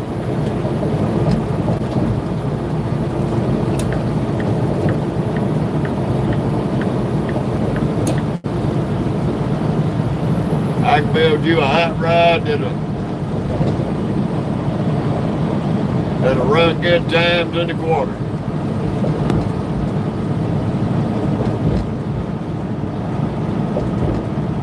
Back in the day, that's what a lot of people used to do. They'd bring them a hot rod over there and all the parts and shit, and have my granddaddy build them a quarter-mile drag car. And we'd build the engine, transmission, rear end all together.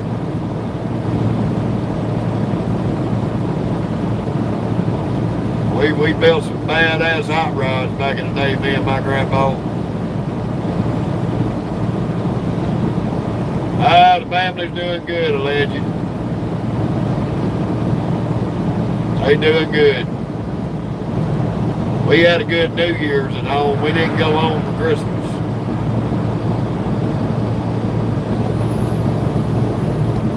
We stayed out an extra week, made a little extra money.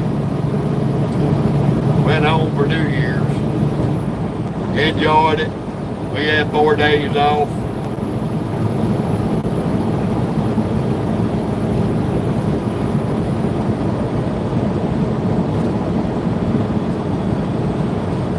Had to come back to work and get some rest.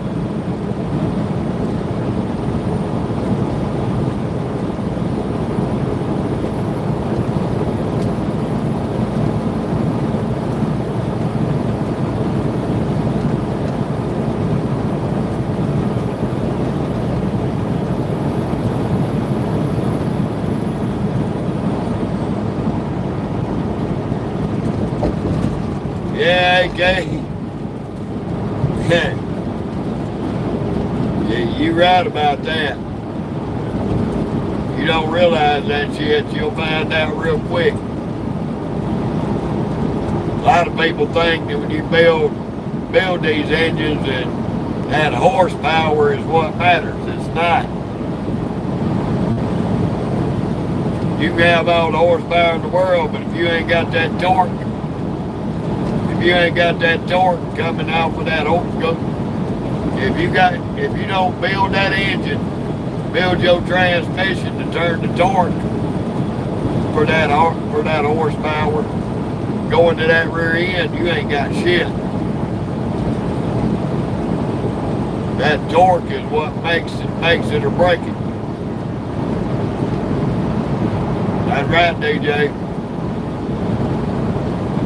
You can have 1,000 horsepower if you ain't got that transmission torque built up and putting out going to that rear end. All you gonna do is turn the drive line up.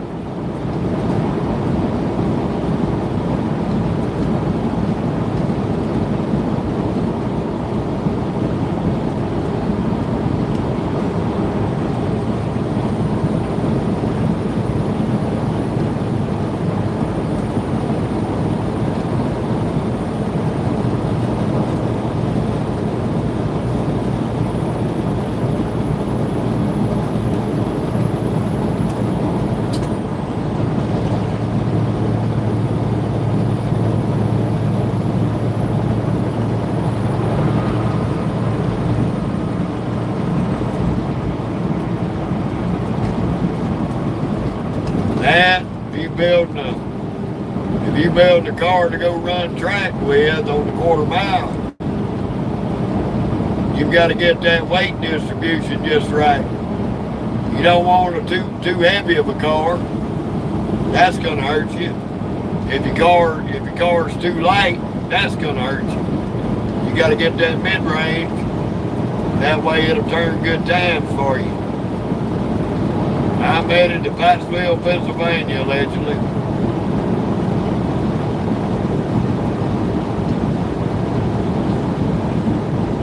We on our way up to Pennsylvania.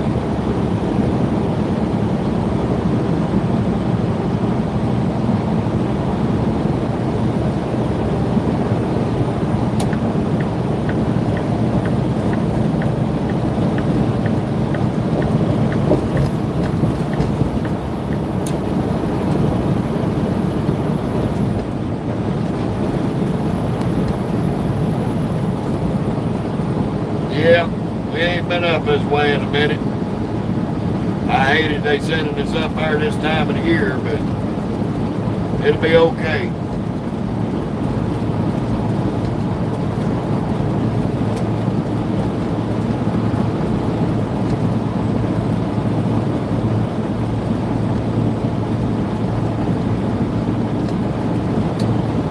Now, we ain't got time to be stopping for breakfast, John. I got to be in Pottsville, Pennsylvania by 10 o'clock tomorrow night. I've got over 1,000 miles to do with breakfast factored in. If I get any breakfast, I'll get it when I shut down. I got eggs and stuff that I can throw in the skillet and cook. I ain't got time for that.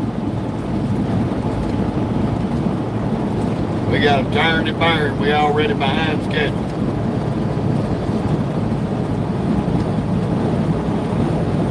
Oh, I know they food's delicious. I've eaten there before. I ain't got time to enjoy it today or tomorrow.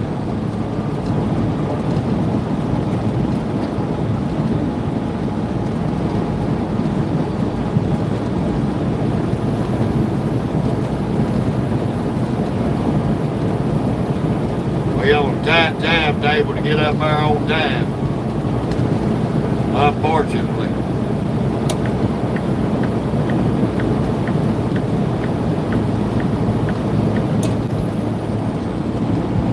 I'm headed to Pottsville, Pennsylvania.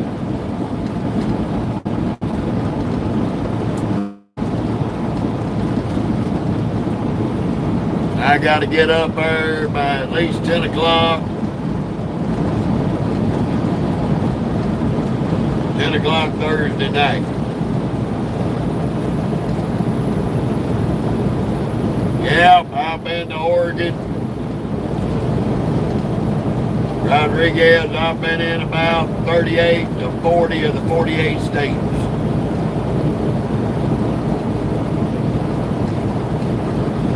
How you doing, Caleb?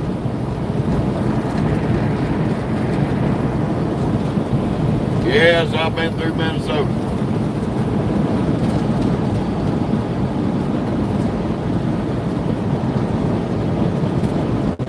Right now, John, I'm in Oklahoma. Tulsa, Oklahoma.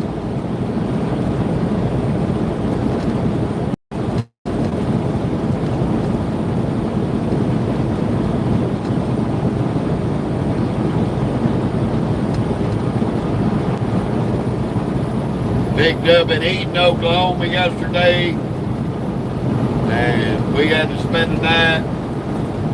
We had some light issues on the trailers. Had to get that fixed. They burned our clock up, so I had to do a break.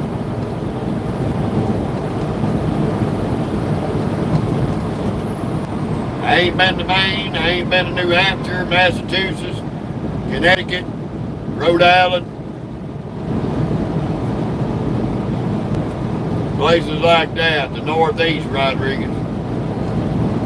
I don't go to the Northeast.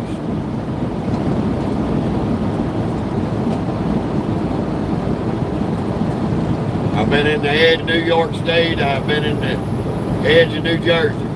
That's as far north as I go.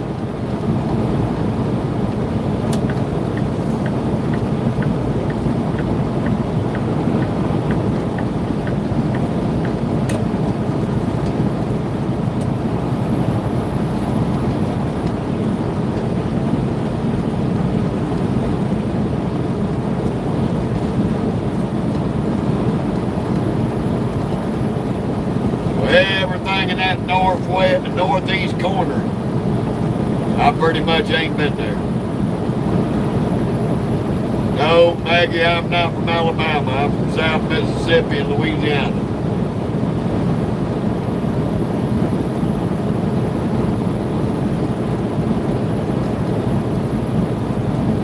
Excuse me, Muggle. I didn't mean to call you Maggie. My reader mispronounced your name. Yeah, you was close.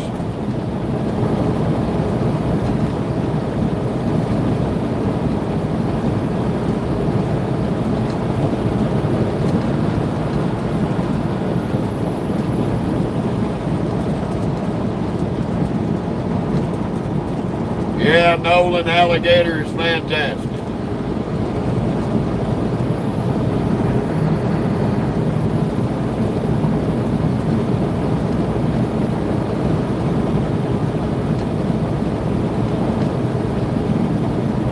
I've played with a few of them down there, Rodriguez. I've caught about a 1.5 foot long baby one. I've caught a 4 foot one at a Dollar Tree warehouse. I was delivering Dollar Tree in Reserve, Louisiana. And we had one crawl in the back door while they were unloading freight. I had to grab him and get him out the store before he hurt somebody. Or somebody hurt him.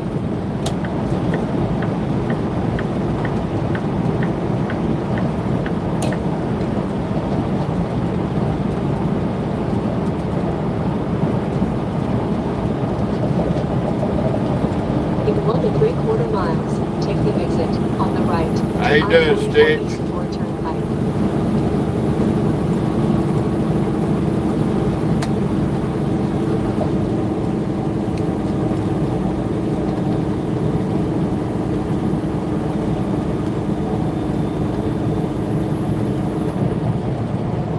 Yeah, I saw that too. He's lucky. He's lucky. He's lucky that that little dog made it. I seen that too. That was down in Florida.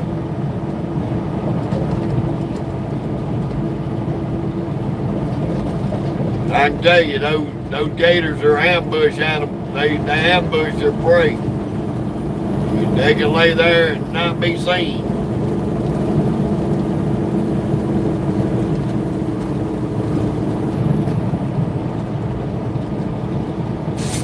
You could be standing on the side of the bank fishing. One of them be laying right there beside you and you not even see him.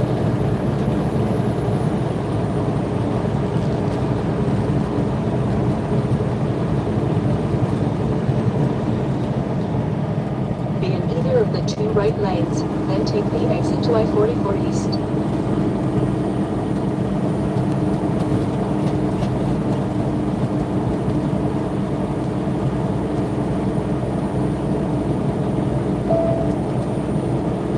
I heard that, Stitch.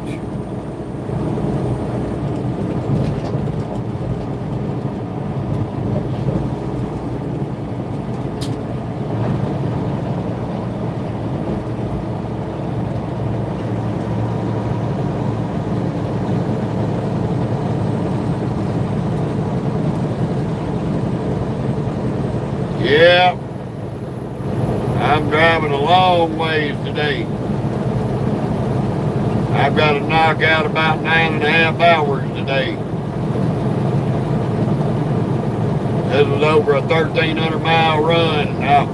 I wanted to get started yesterday, but we got screwed on that. They overloaded the trailer and we had to burn up our clock getting the trailer reworked so we could get it legal to haul.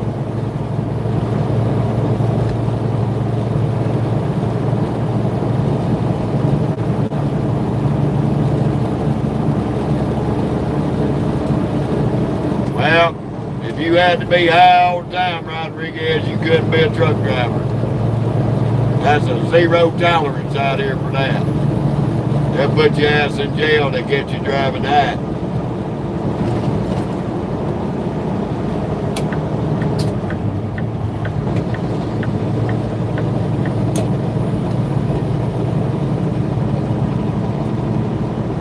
Hey, random, don't worry about what lane I'm in.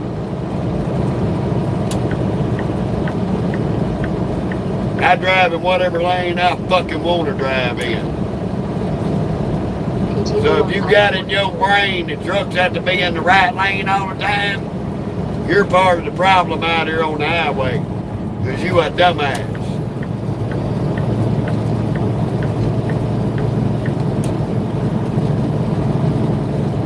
I get in the lanes I need to be in, where I need to be at, when I want to, how I want to, and I can give a fuck about your right lane on the ideology.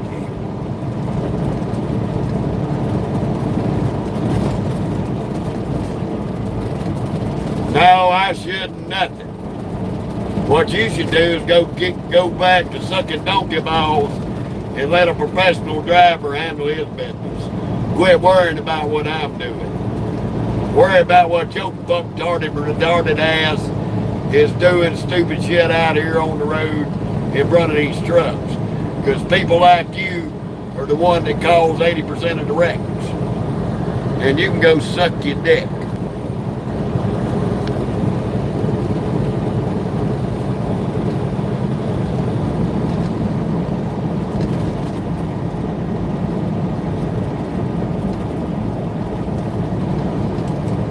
Why ain't you in the right lane? Where's all your exit, dumbasses? They're on the right lane. Where do all you dumbasses in cars like to cut trucks off? Coming from the left lane to make the exit on the right. That's how stupid that ideology is.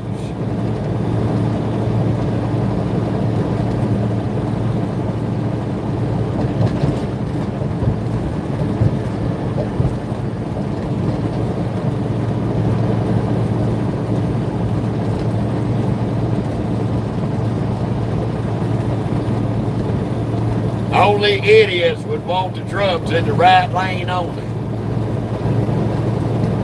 Put them at a restricted speed limit in the right lane so we can create a wreck by all the idiots in cars cutting us off to make their exits because they ain't got to drive a certain speed limit.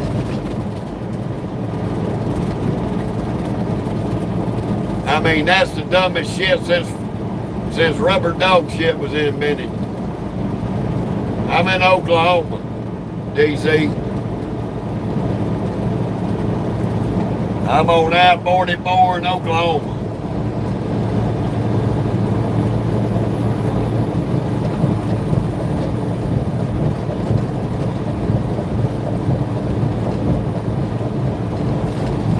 No, I don't need Wi-Fi for my Bluetooth.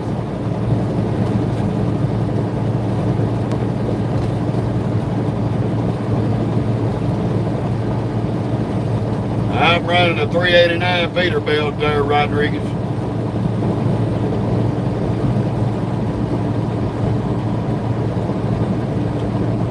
That's right, Muggle. These dumbasses that cry about what lane a truck is in are the very ones that are causing 80% of the wrecks out here. Cutting trucks off and brake checking them. Because they're self-entitled idiots.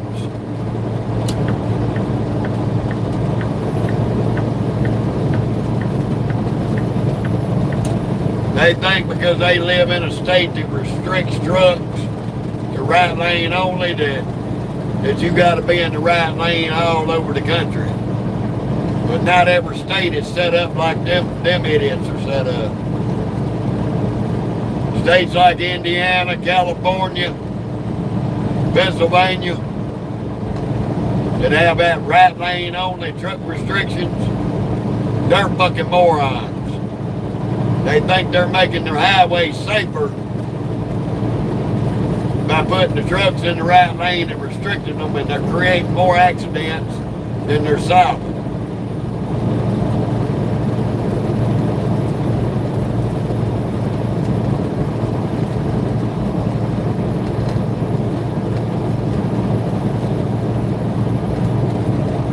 No, Stitch, I've got my camera Bluetooth to my headset so I can hear your comments. That way we're not distracted reading comments on the screen. So my Bluetooth is transferring your comments to my ear so I can hear what you're saying. You don't have to have Bluetooth to have a camera in your pickup. If you're going to do a live channel driving down the road, then I suggest you get a reader app to link to your Bluetooth headset.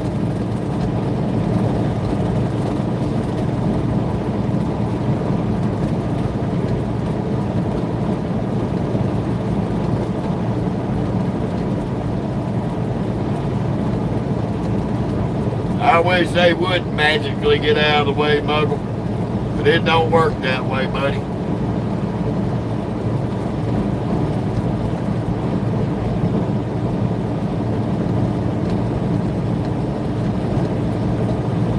Oh, Sean, the people that make those decisions ain't never drove trucks. If they would have been smart, they wanted to reduce accidents. And when you get into these big cities and you got trucks that are driving straight through, they would put them in the left lane and put everybody else in the right lanes. That way, they could get on and off at their exits without having to cut the truck off.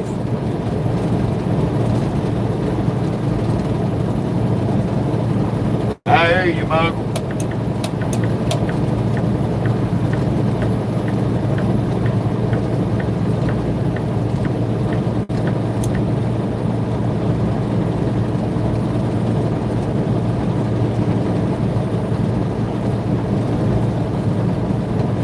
I heard that, Stitch. I started out with a GoPro I wore on the side of my head. So whenever I would turn in the videos, when I first started my Facebook channel, I could show y'all what I was looking at through my mirrors. But my GoPro fucked up, and I ain't never replaced it.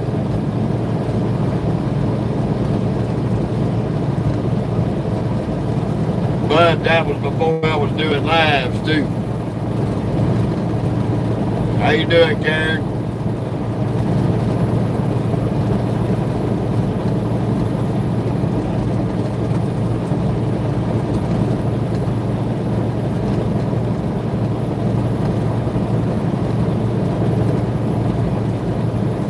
Right now I'm on I-44, Paul, headed east. Northeast to St. Louis, Missouri. I'm on the Indian Turnpike here in Oklahoma.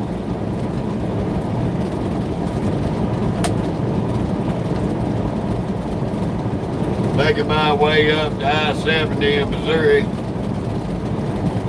to run across to Pennsylvania. How you doing, BB? No problem, Paul.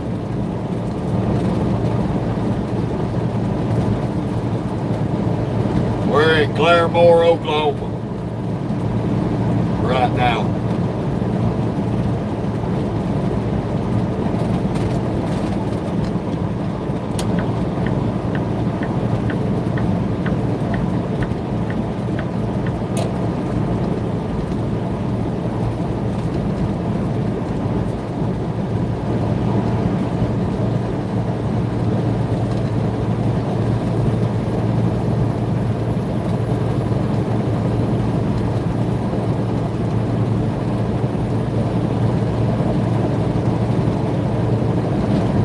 Yep, the fun of it all. night riding to try to make a lot of time up.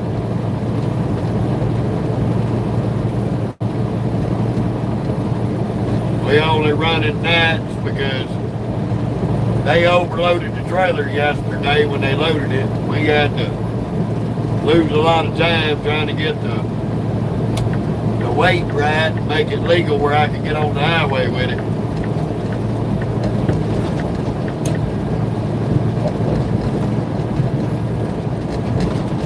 We got a 400 pounds on our drive axles that if we're 34,400 pounds on our drives, we can run and be legal because we got an APU. But you couldn't get idiots in the Oklahoma City office to understand, yes, we got a 400-pound leniency that we can be over on the drives by 400 pounds because of that APU. But that's only for the drive axles. That is not for gross weight. So if you got an exemption like that for 400 pounds on your truck, and you're 300 pounds over 80,000 pounds, they're gonna write your ass a ticket for being over gross. And they couldn't understand that I was 34,780 pounds on my drives, 33,990 on my trailer, and I was grossing 80,300 pounds. Oh, you should be good. You got a 400 pound? No. They don't take that 400 pounds off of the gross.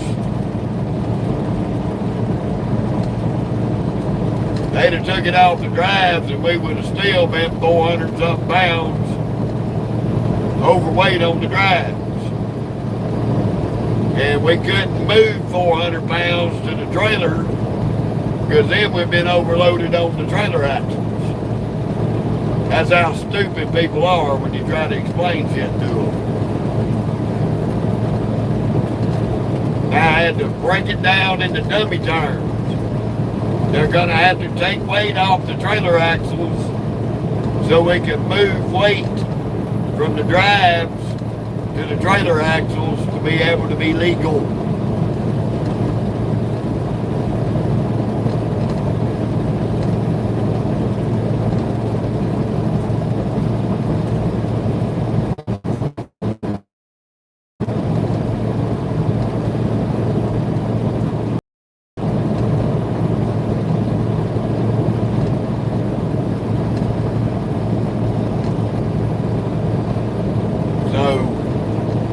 The overweight on the drives, that put us 300 pounds over gross. They pulled one pallet off. And that dropped us 1,000 pounds below gross.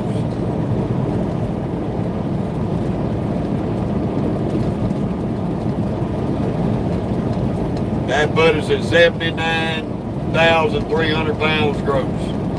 Get one pallet being took off the truck. William, slide the fifth wheel, don't do dick.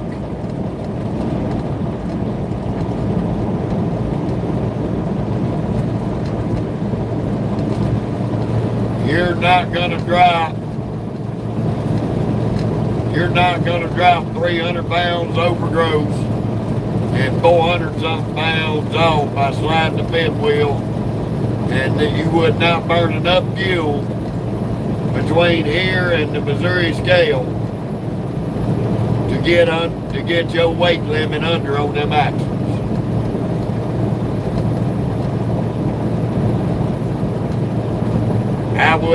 I was already almost at a half a tank of fuel.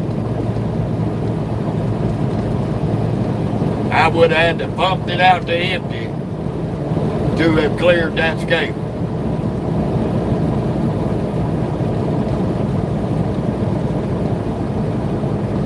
And that slide the fifth wheel shit, that is a crock of shit. The only thing it does is it moves weight onto your steers. It moves a few 100 pounds off of your drives onto your steers. It ain't enough to help.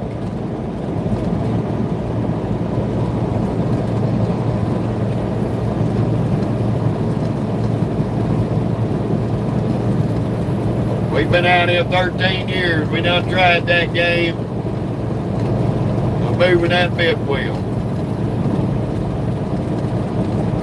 Nope, that's a waste of time.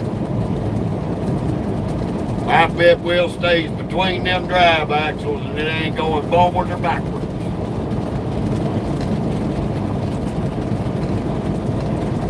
It's as plain as simple as this.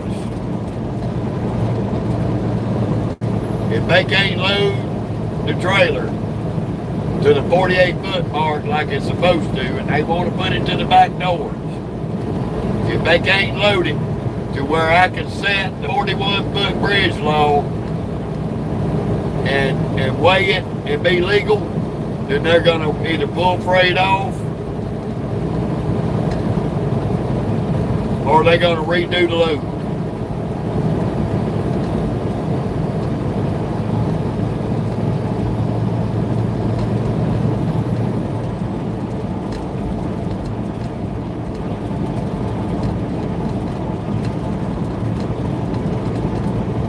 See, it was bad enough, William.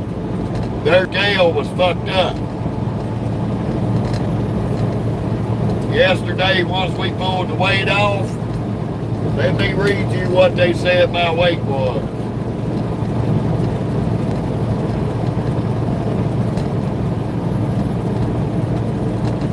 They said I was 33,660 on my drives.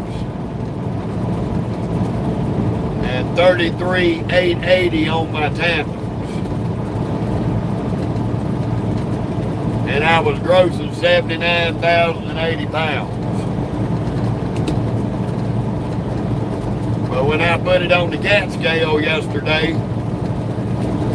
I was running 33,780 on the drives, 33,780 on the tandems, and I was 79,300 on gross.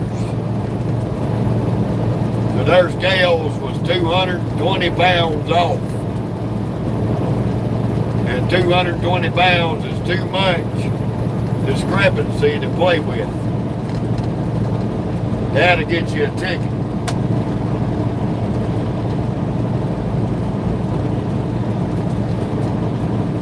How you doing, Shelby?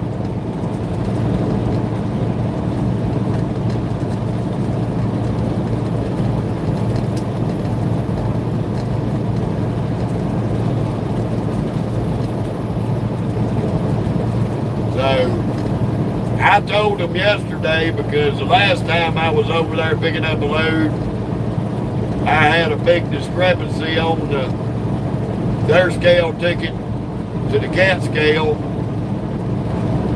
ticket, and I trust cat scale because they keep them scales calibrated every 3 months. They're calibrating them scales for cat scale, so I trust them to be more accurate than anybody.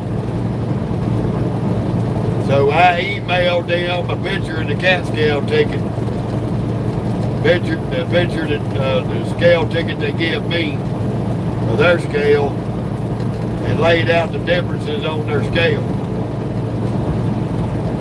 Right now I am in Oklahoma on I-44.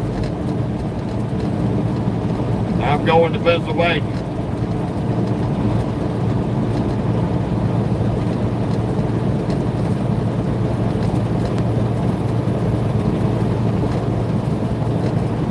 So I sent them that, William, so that way they can be aware of their weight differences between the cat scale and them.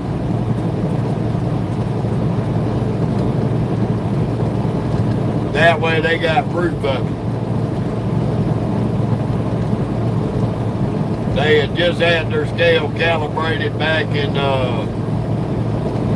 June of this past year.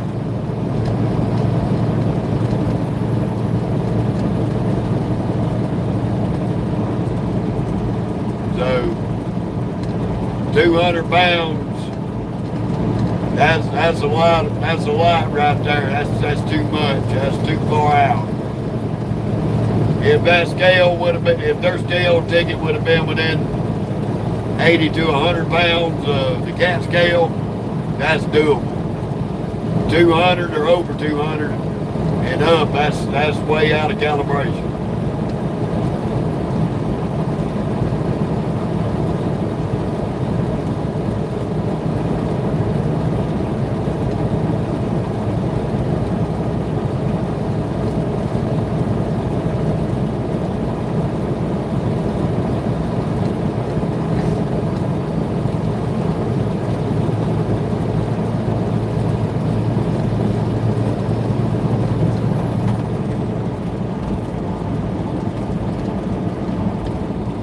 Right now we got the axle set about one hole short of the 40-foot mark.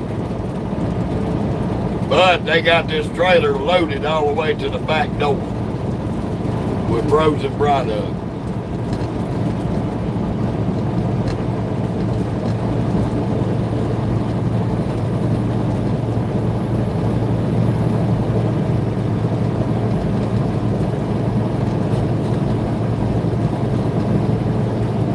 I heard that, William.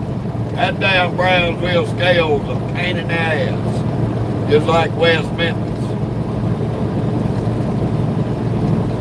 That son of a bitch is always open and always pulling people in. I hate that scale.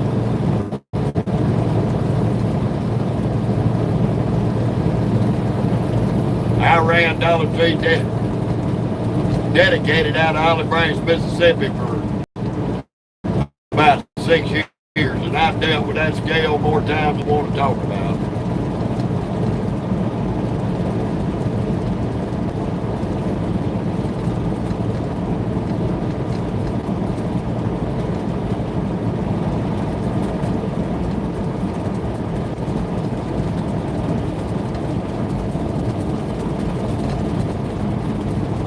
I run this dry band and reaper.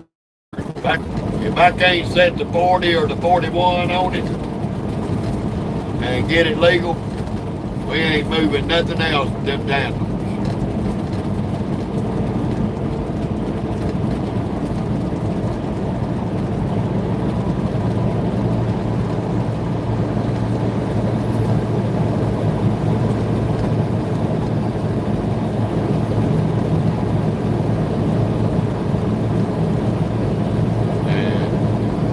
In 13 years, I've only got one overweight ticket.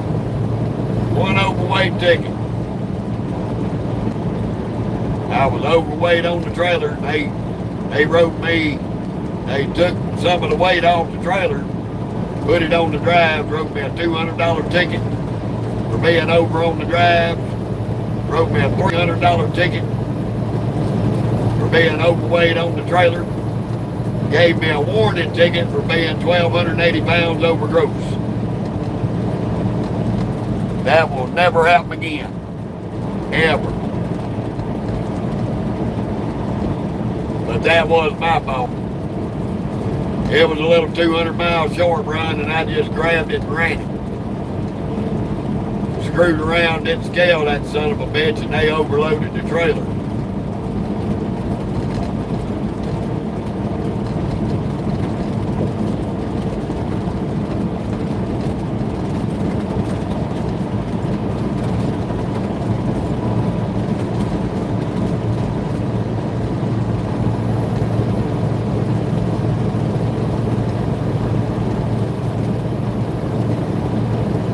I heard that, William. I've been through there a bunch too.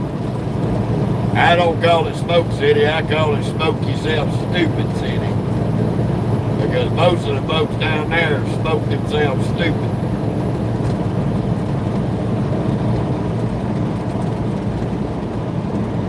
Birmingham is a whole nother crazy ass little town.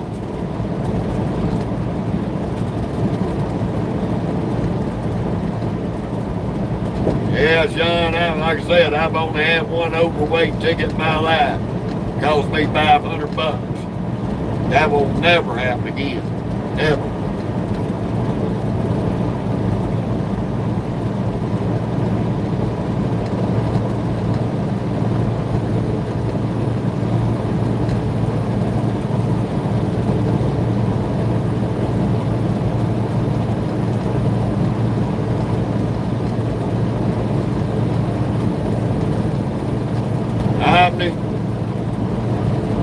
Could you say kiss my ass?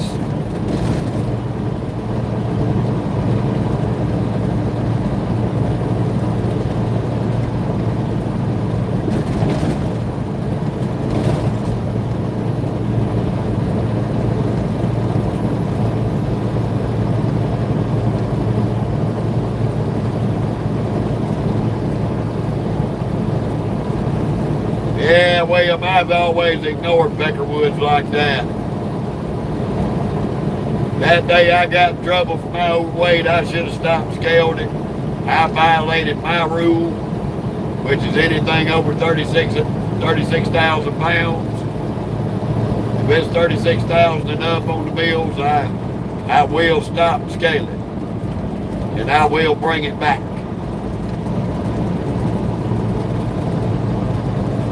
That day I was trying to get to a longer load going out to California, and I was trying to hurry up and be stupid.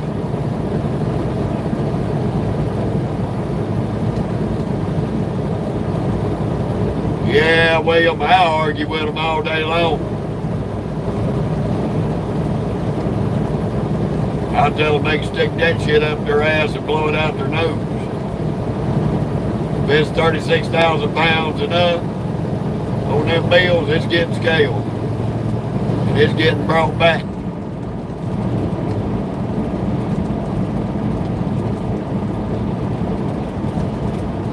I dealt with that damn Dollar Tree dedicated. They'd overload the shit out of them trailers.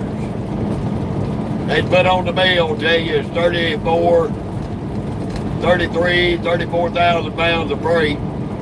You drag it to the scale, you'd be at 37,000 at the 41 foot mark on the tandems of the trailer. You'd be at 33.9 on the drives, and they'd have on the bill laden that there's 31,000 pounds of freight.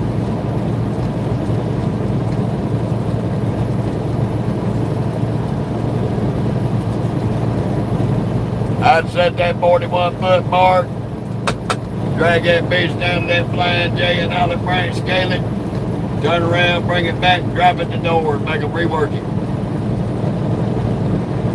Yep, Stitch, I own my rig.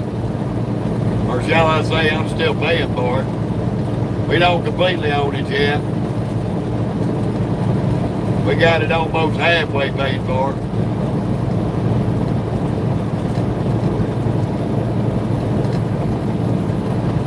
About another year and a half, we'll have it almost all the way paid off. Thank you, Stitch. She's dirty right now. We didn't want to wash it because we were going up here into the northeast. They've been having a lot of snow and ice and bad weather up there. So I'll wash it once I come out of the northeast, out of Pennsylvania.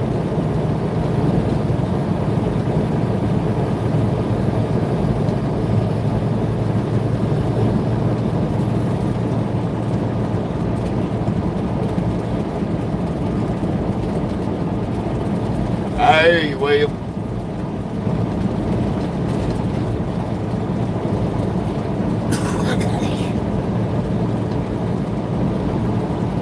Well, about another 6 miles, we'll be in Big Cabin. We own most of Missouri.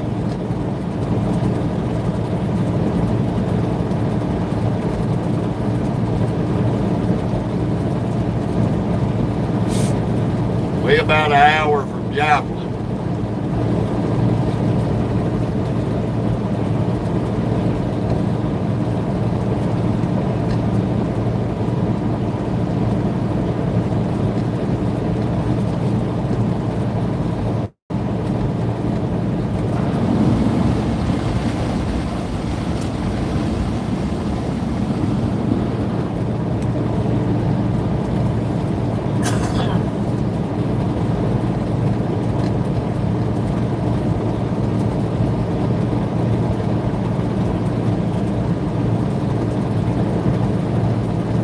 We already been on the road 2.5 hours and some change.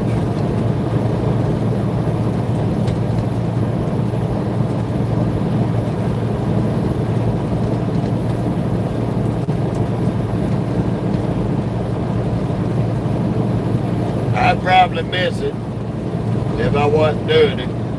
I'd probably drive my wife crazy if I was sitting at home every day. She'd probably kick me out of the house and I'd have to go up to our Mississippi house and stay.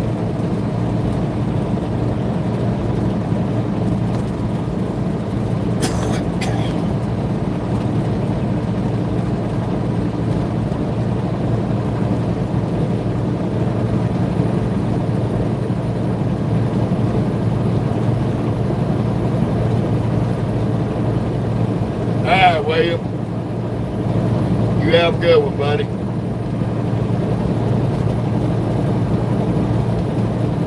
Glad you stopped by. Enjoyed chatting with you.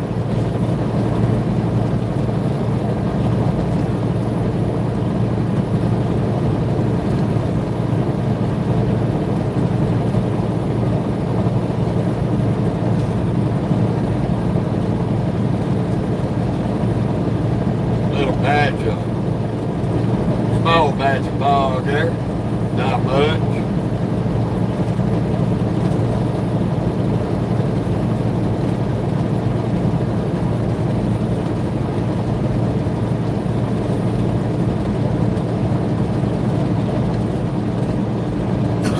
To be expected early in the morning like this. It is 4 a.m.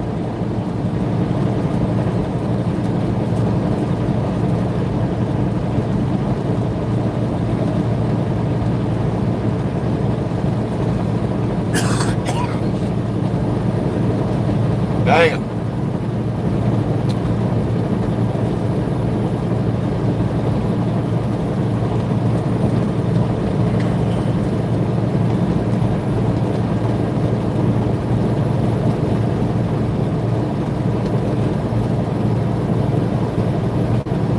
Ooh, man of mercy.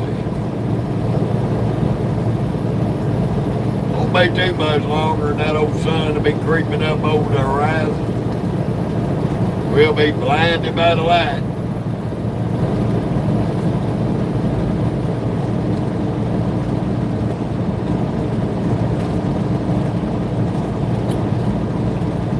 We'll have to stop somewhere and do a 30 here shortly. That'll probably be around the time I call the line for this morning. We're gonna shoot a little bit of video footage this morning. That way we got some content to add to the page. Because we are running two trucking platforms between Facebook and YouTube. I'll probably get on and do a little Facebook this morning too before I shut down.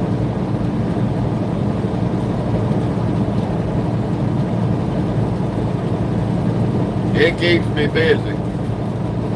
Driving the truck and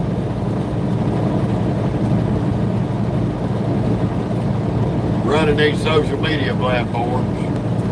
Three full-time jobs in one.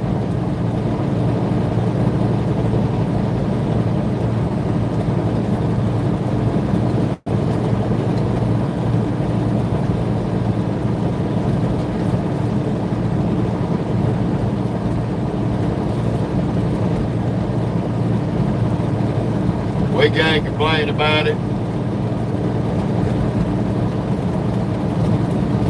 My beautiful wife said it was a good idea, so I listened to her. Started up a Facebook channel, and we just recently started this YouTube channel. She had been on my butt about YouTube.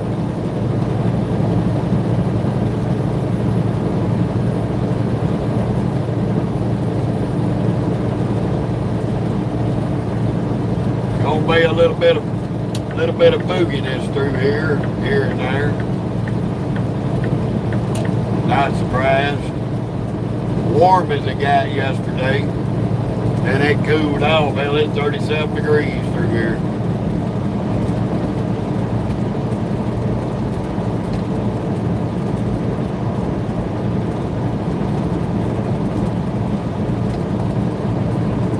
Raquel, I do not sound like that faggot motherfucker on that movie.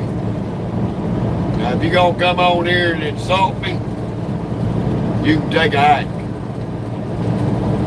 That was the dumbest fucking movie ever made. And some stupid shit.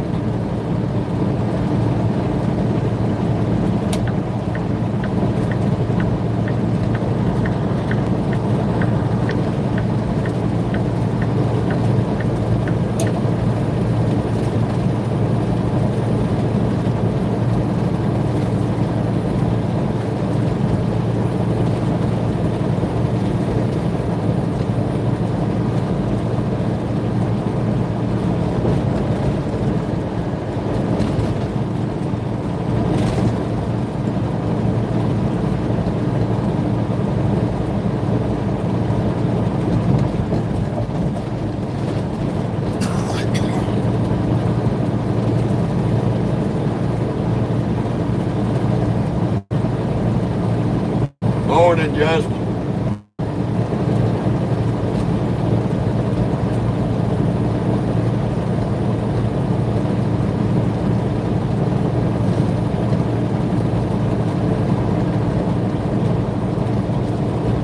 Welcome to the last legs of I-44 in Oklahoma. We ain't got far, we'll be crossing over into Missouri.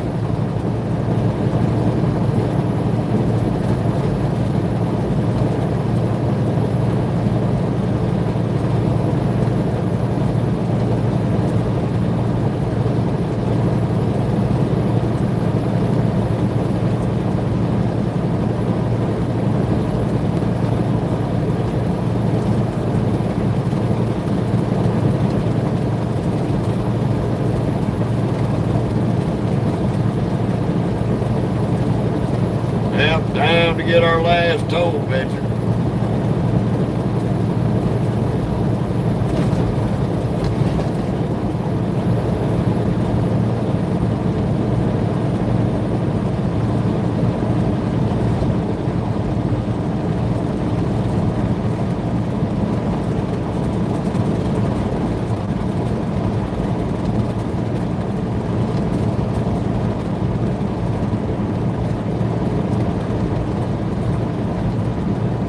Gratefully, it's been a peaceful morning so far. We've turned some good miles since we left. We're going to have to start dealing with a little bit of early morning traffic here in the next hour or two.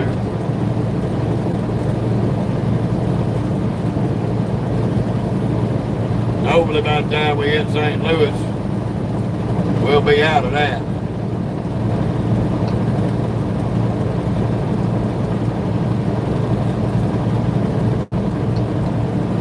Still got 1,171 miles to go.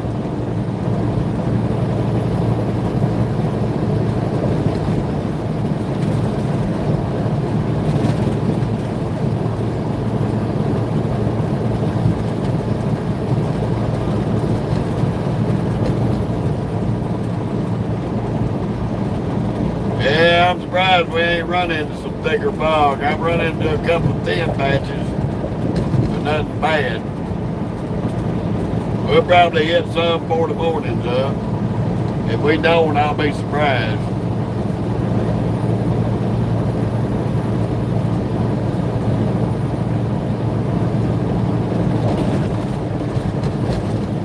Old Service Plaza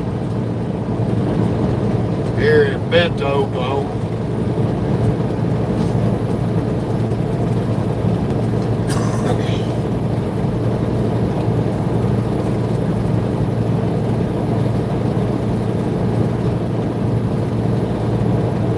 Well, Jay, I already know it's bad at the house. We've always got bad fog down there in the Big Easy. You know I live over in the east, Jay.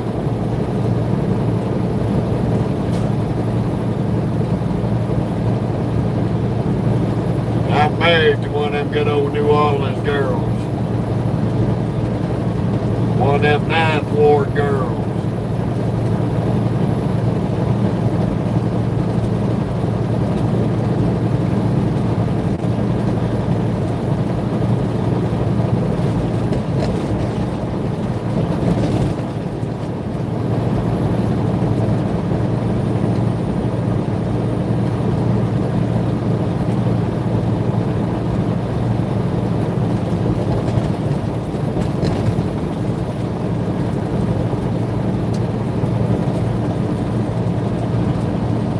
I've been down in the easy for 14 years.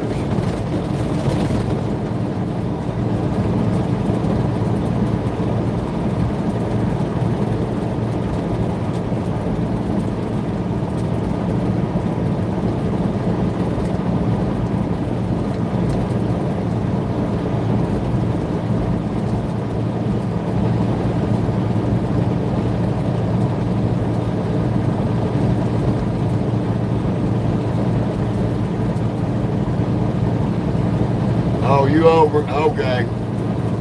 I hear you, Jake.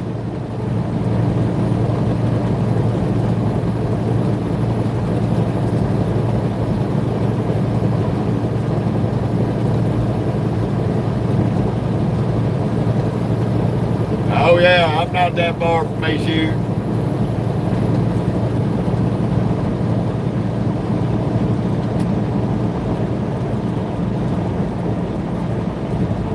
And the old lady go over to Little Vietnam and go to their little grocery store over there all the time.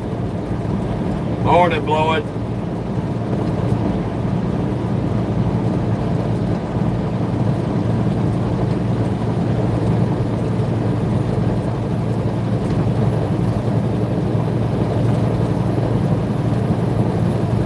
Yeah, my wife got a spiritual shop on Reed Boulevard.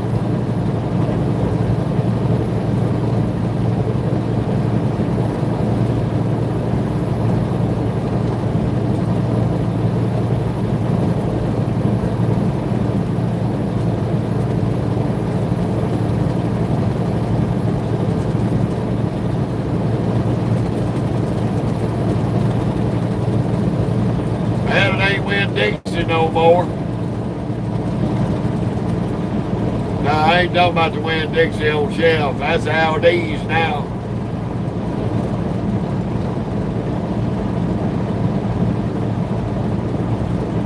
I'm in Oklahoma on I-44, Floyd. Almost to the Missouri line. Nah, this is a little mom and pop grocery store down there in Little Vietnam there off of now.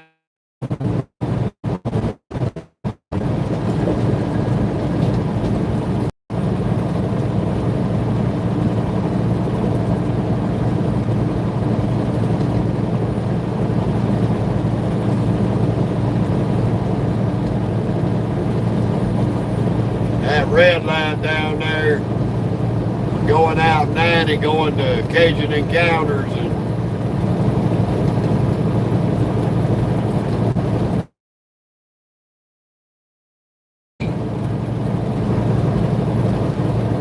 Aldi, and then somebody else bought up a bunch of their stores. Yeah, that's it, Jake.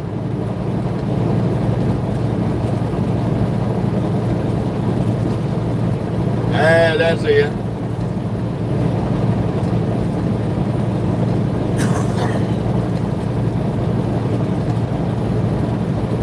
They got some nice houses out there in that area. Just floods too easy.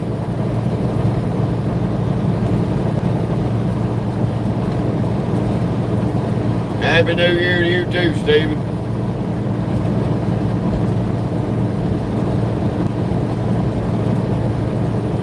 Same to you, buddy. Appreciate it.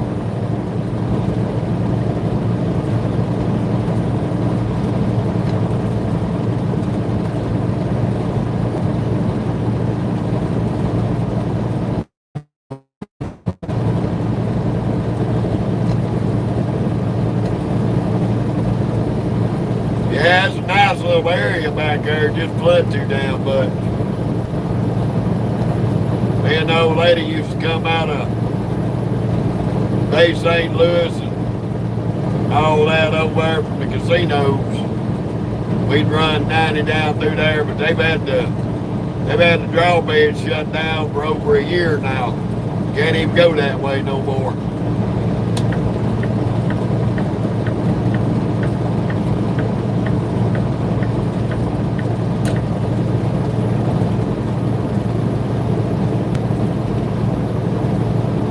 As far as you go on 90 is to Slidell. They got that drawbridge down there, Cajun Encounter shut down. Can't even go down it. They're supposed to be renovating it or something.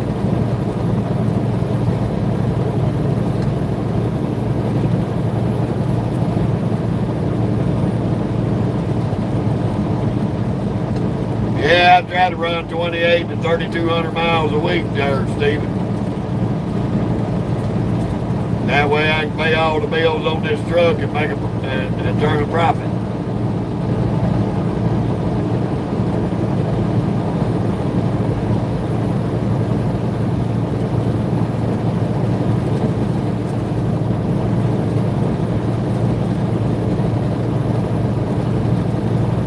Oh, okay.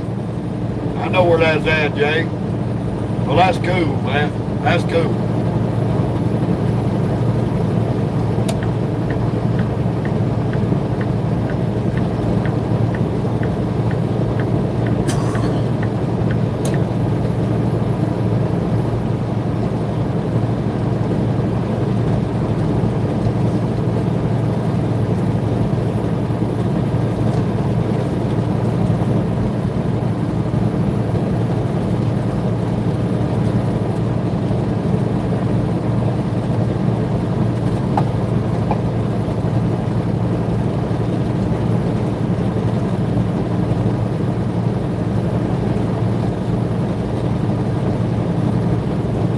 I heard that, Jay.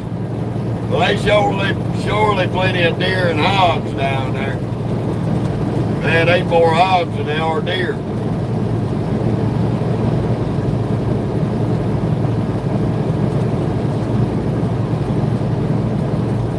Yeah, I've seen some big ass hogs down there in that day. Man.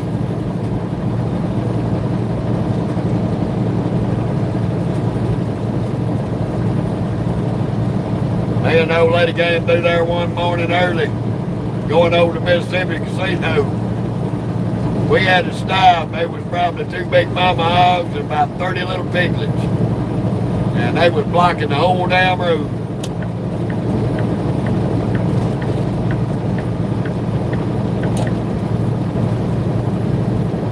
Yeah, if you drive through there at night, you better keep your eyes open.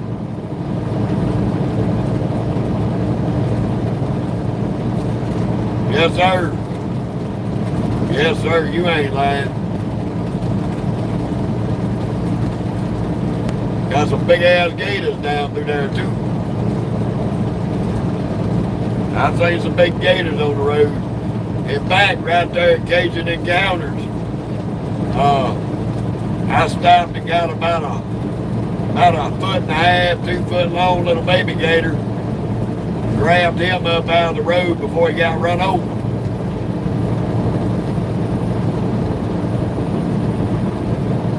Ungrateful little shit ass. I took him over to the ditch, got him out of the road, the little bastard tried to bite me.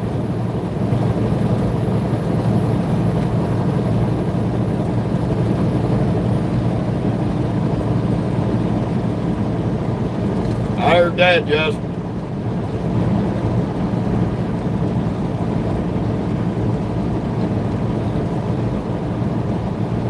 Yes, indeed. Florida and Louisiana got the most gators in the country. That's no lie.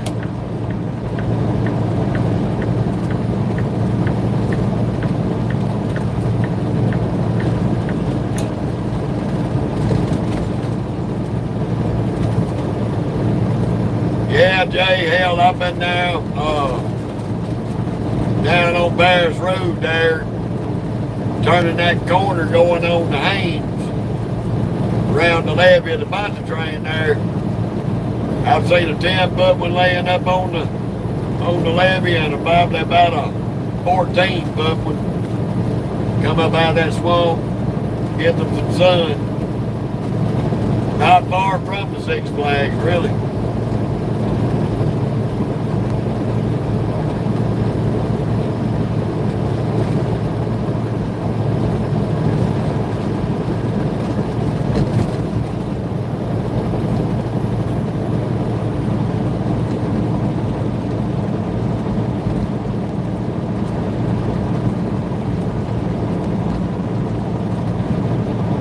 I tell you, I was down in Reserve delivering Dollar Tree. I dealt with about a 4-foot one that crawled up in the Dollar Tree warehouse door. He went in the store, I guess he was going shopping. That son of a bitch bit the shit out of me. Got me pretty good. I got his mouth taped up. Fish and Game come picked him up, took him down the road, turned him loose.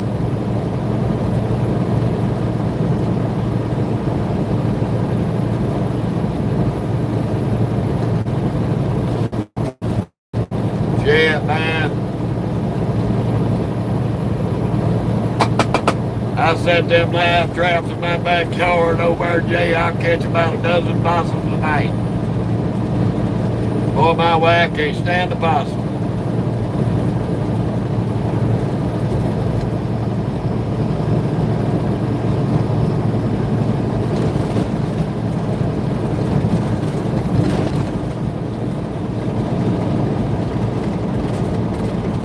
Now we're getting a lot of damn raccoons around the house again. I had to watch it when I go outside at night. Them goddamn raccoons want to fight. Damn possum, I can deal with a possum. I grab him up by the tail and throw him out the yard.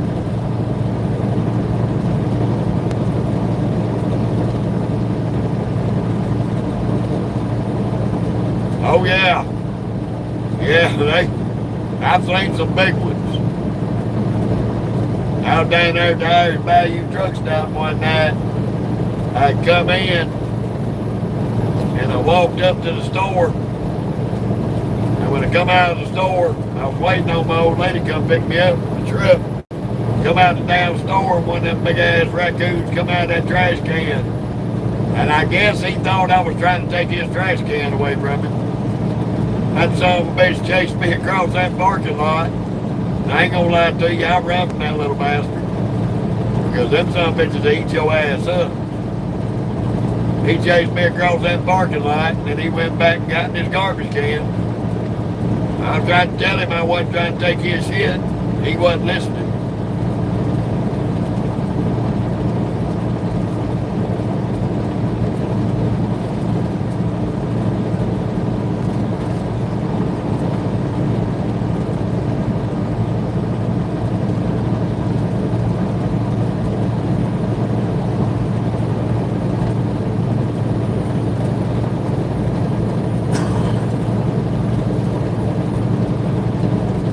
I bought my stepson a high-powered pellet rifle for his birthday one year.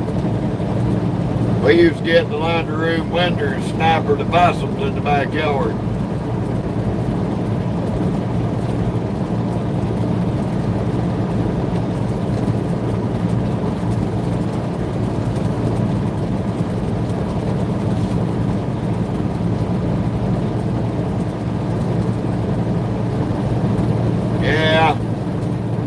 I catch them in them live traps, Jay. We'll load them in the truck, carry them out there either off of 11 and 90 and turn them loose.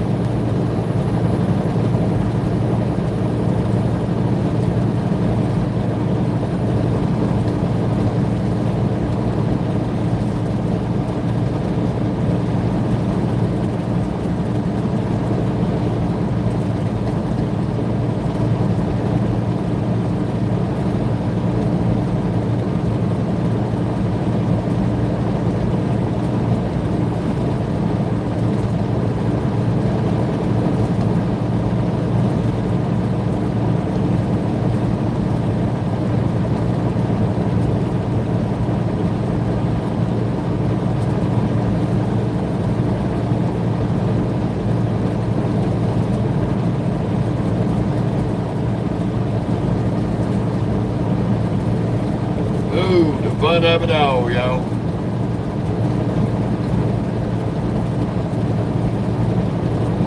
Coming up on Miami, Oklahoma.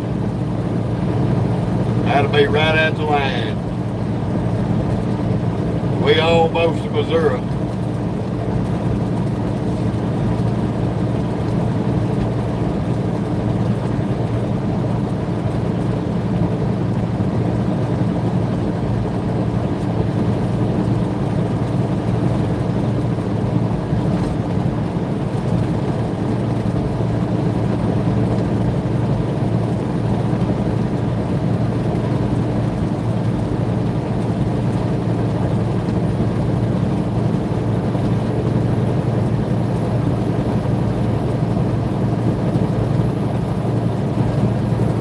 We're going to definitely be limited on how much fuel we can take on. That's going to be the sucky thing about this heavy ass load.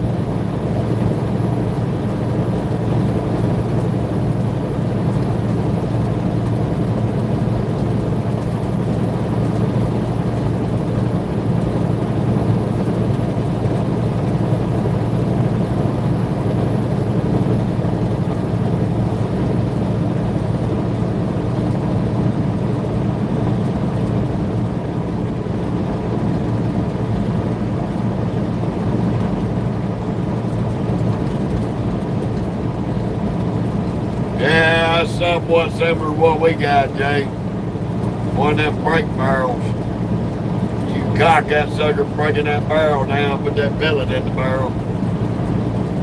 Does pretty good.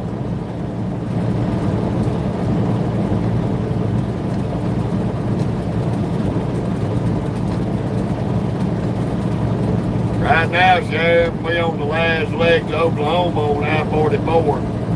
Headed towards St. Louis, Missouri. We on our way up to Pennsylvania.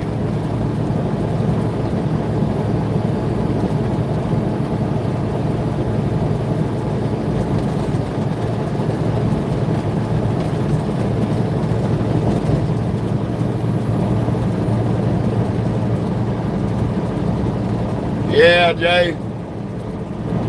Got some of those and got those ones that have BBs in the nose.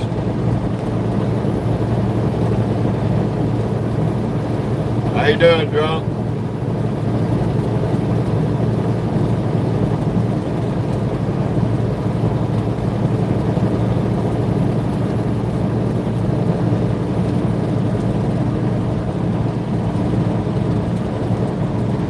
I'm from South Mississippi and South Louisiana, Sheriff.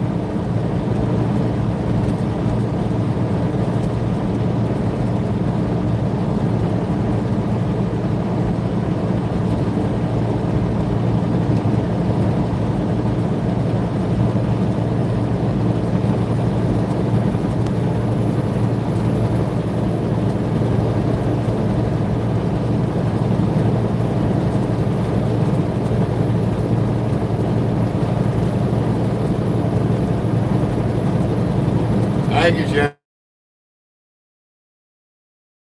Appreciate it.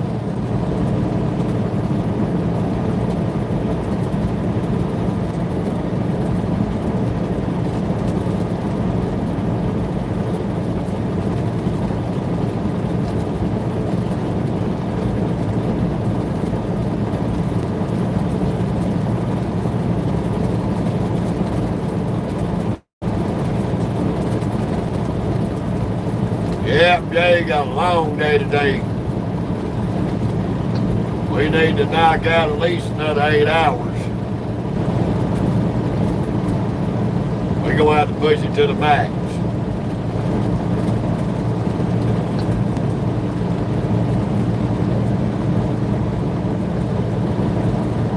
All total, Sharon, this is my 13th year. I've been driving trucks for 12 full years, and now we're on the 13th.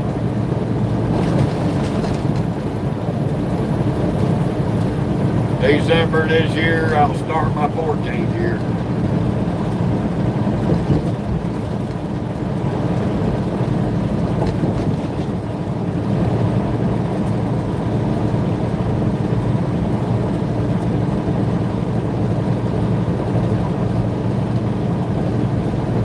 learned it's a lifestyle and not a job. I grew up around this. I'm second generation. My uncle trucked for 30, 40 years. I grew up around it. Always loved it. Just took me a while to get into it. I had a lot of other stuff going on in my early years.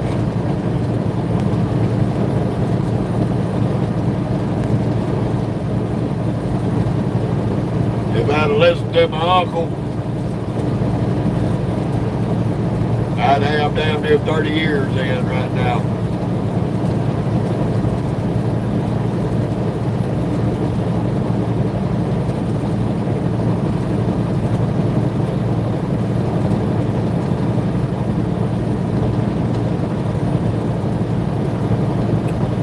Everybody calls this a job. It's not a job. It's a paid vacation. All right, we're about 16 miles from Missouri.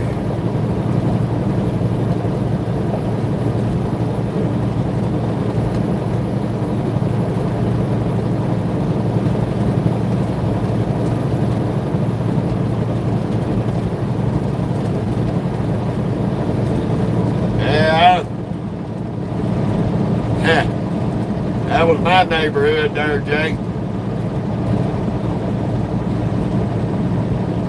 I live off Curran.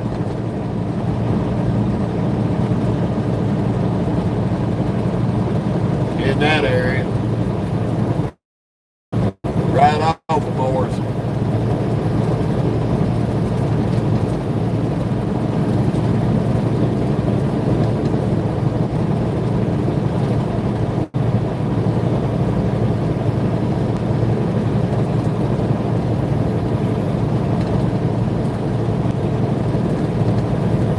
How you doing, Ray?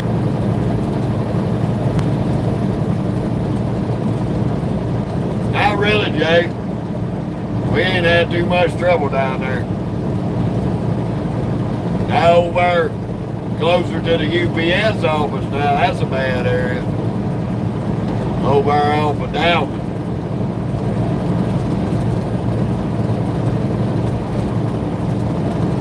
That little strip right there running back down to the bunch train. Off of Dalton coming off a shelf. Yeah, that's a bad area. We over on the far end.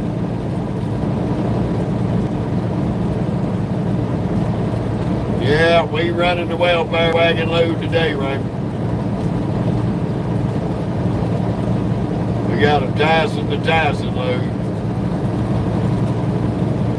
Headed up to VA.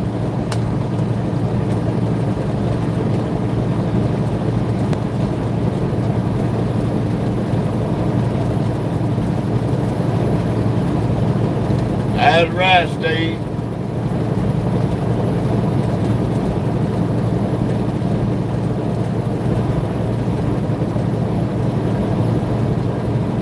You're going to have to remember OHN. You leave. I like that movie. That was a good movie.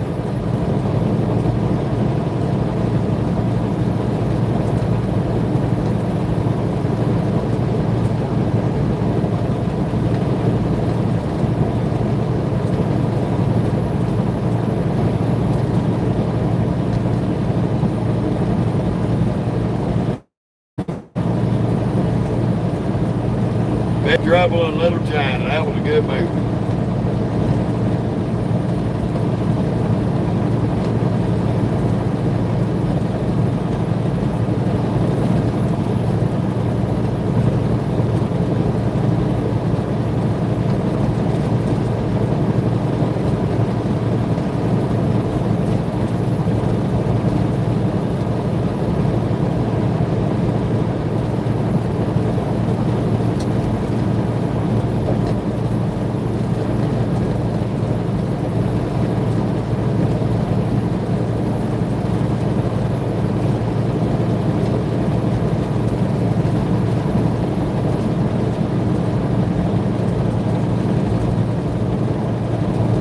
Yep.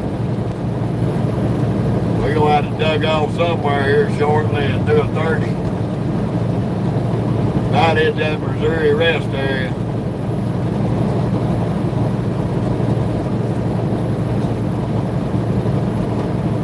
I hear you, Thomas.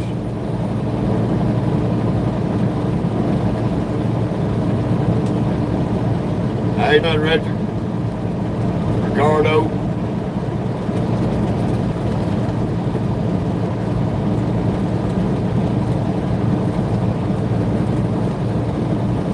Way back to being old Missouri. Joplin, Missouri, that is.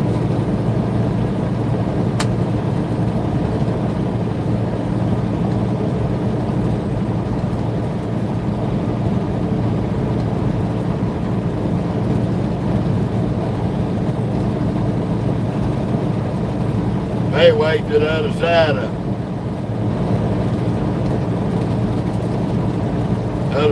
Joplin.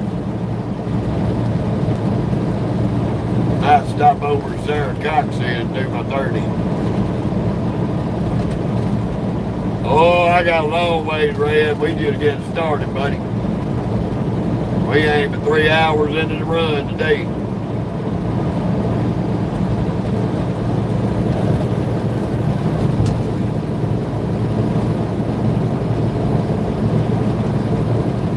I'm in Ned.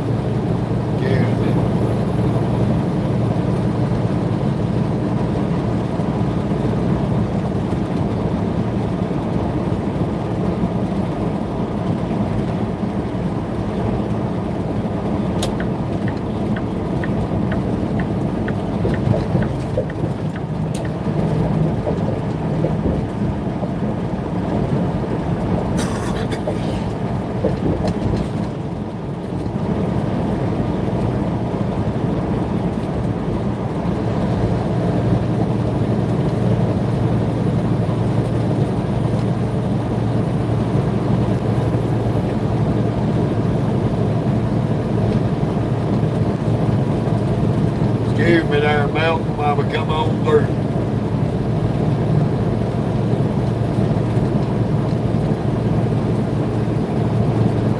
Morning, Randall. Appreciate that. Happy New Year to you too.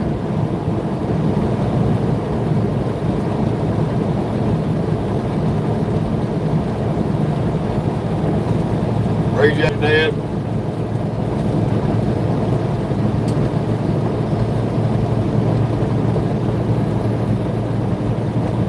Howdy, Jay.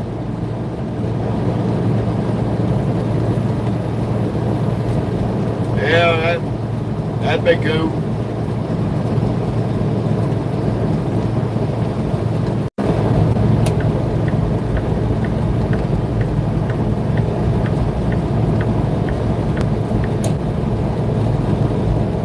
I just come off a break time, so it's gonna be a little while before I go back in.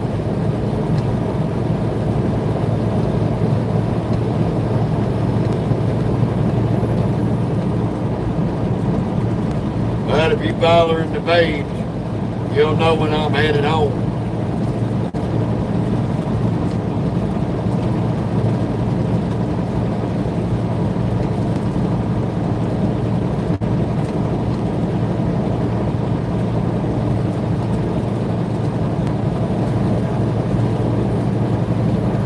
Oh, that sucks. I hope it heals up quick.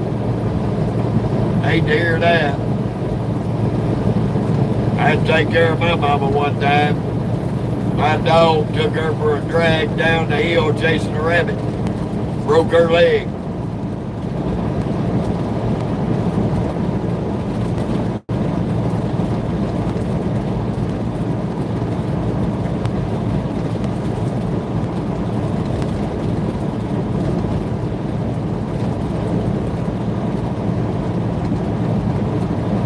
I hear you, Brown.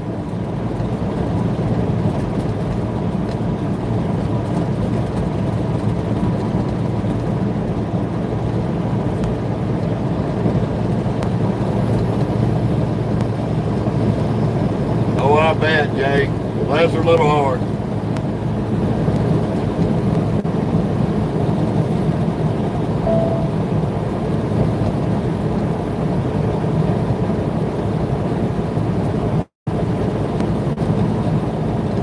Now, keeper, drinking and driving trucks ruined the trucking industry. So, take your moron statements and go somewhere else. Because you sound like the dumbest fucking idiot on the planet.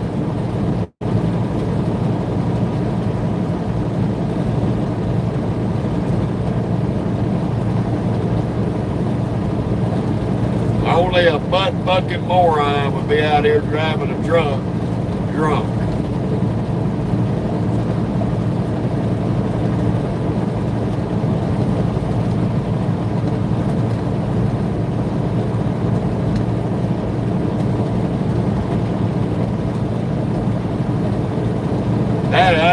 I'm gonna say, that had to be the dumbest shit I've ever heard in my life.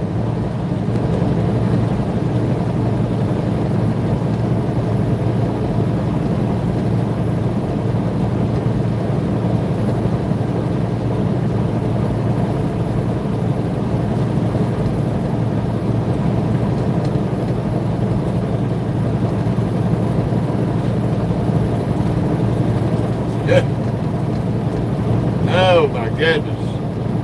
Low IQ media trolls. Gotta love them.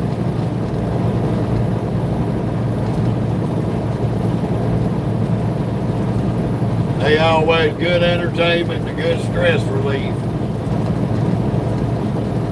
Because you can laugh and make fun of their stupidity. I hate it for their mama. Because I know their mamas be looking in the mirror regretting their decision the night they were conceived.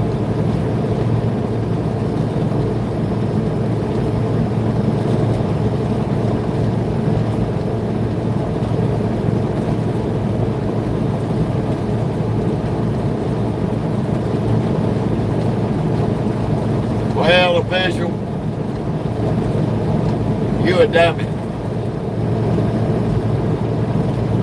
And if I catch you out here on the road and I find out it's you and you've been drinking, I'm gonna dial star HP to get an impaired driver off the road. Maybe they'll put you in a detox and get your ass straightened out.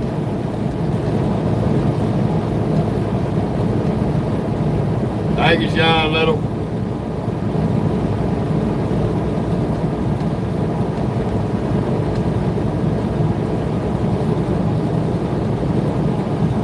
I doubt it, Jay.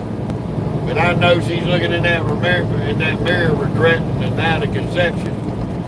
She's looking in that mirror wishing she'd have swallowed.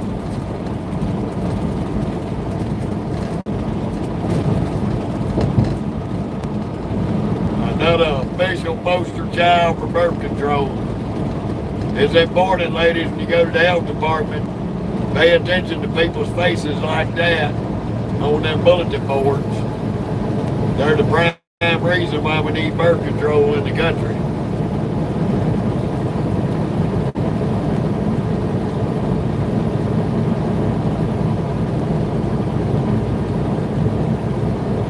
Nah, craps. You're so full of shit, your eyeballs is turning brown. Ain't no real man out here. A real man would save his drinking for when he's not driving. Only a butt-fucking idiot would drink and drive and risk people's lives, especially in a commercial vehicle.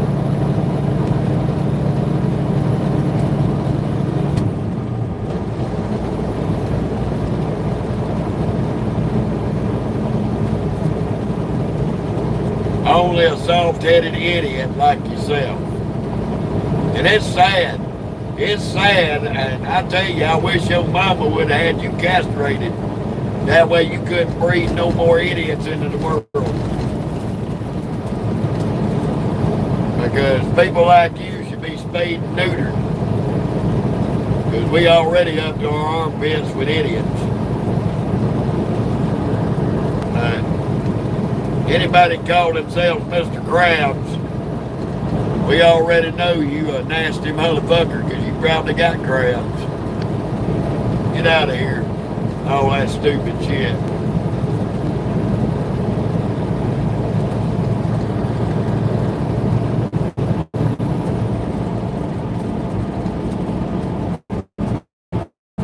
try to have some good common sense, brother. I appreciate that.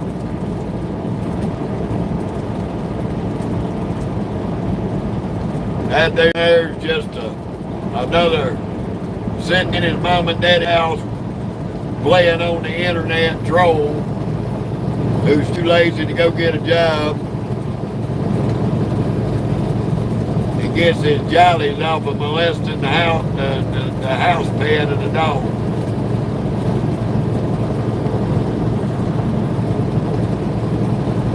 I went ahead and booted that idiot.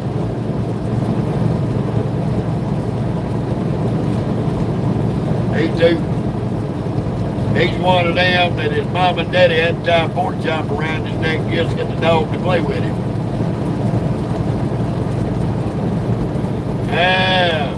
Hattie, we just crossed into Missouri. We over here in Joplin, Missouri on I-44 right now.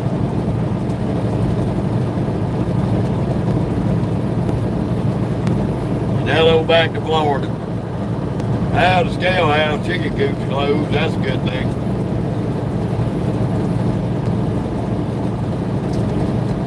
So we're going to bring up the public service announcement this morning. Since Mr. Krabs has made his view on our live with his stupidity. Nieces and nephews, if y'all know people as stupid as Mr. Krabs, please do your community a favor. Take them to the local emergency room. Please have them spayed or neutered where they cannot reproduce so we can get these idiots under control out here and by not allowing them to breed anymore. This is definitely a growing problem in our society today. So please do your part. Get every idiot you know in your neighborhood spayed and neutered.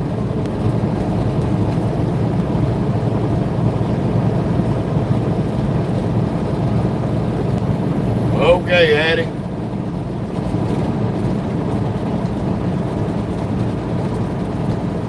That's cool.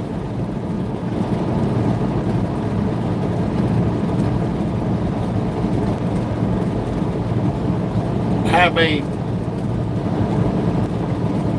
they encourage us to do it with our dogs and cats.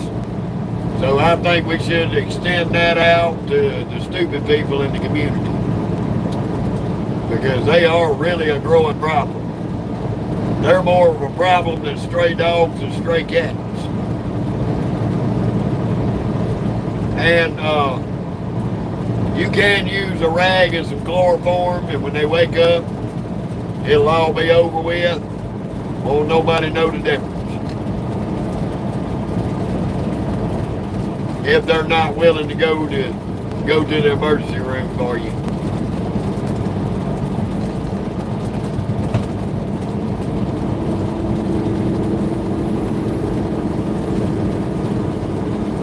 They'll wake up with a new perspective on life, I promise you.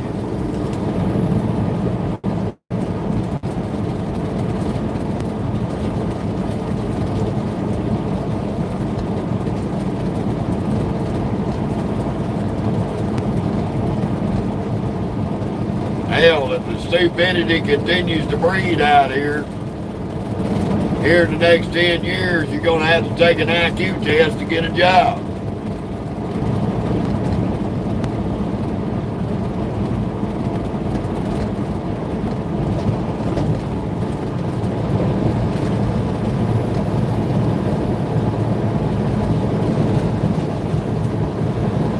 Yes, sir, Jay, it sure is.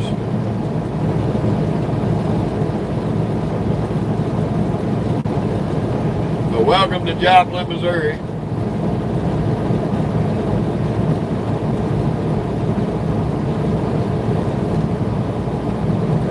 That's what I'm saying, Jay. That'll kind of thin the idiots in the workplace out real quick.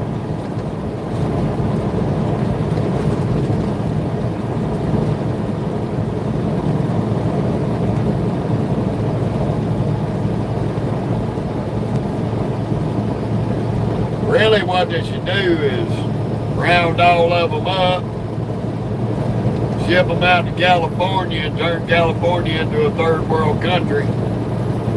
And you need a passport to leave California to come over here. So that would slow the stupid people down in the rest of the country. Just ship them to Cali. They got room for a few million. In the last few years, they've lost over 10 million residents. So they got enough room over there.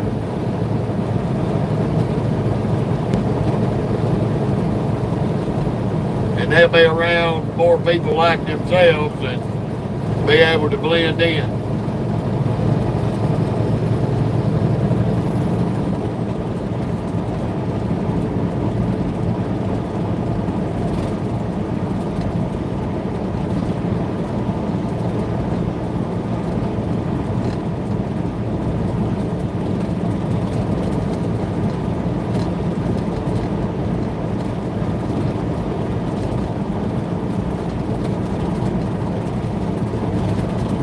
Well, Stephen, is either ship them there or ship them to New York. You might as well turn New York into that movie Escape from New York and turn California Escape from California. Might as well just annex them from the United States and let the idiots have them 2 states. That'll make the rest of the country better off.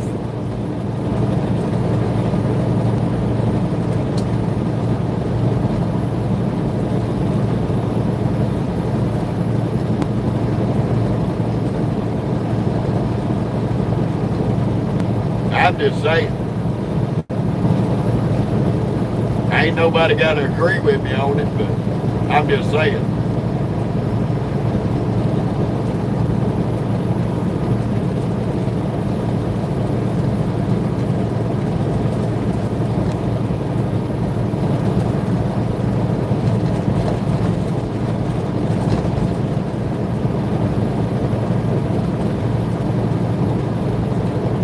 Yeah, it is. It's sad. California is a beautiful state. It's just run by idiots. That's all. New York's a beautiful state. It's run by idiots. Sad to say. I'm headed up to Pottsville, Pennsylvania. We headed up to old Pennsylvania. Unfortunately.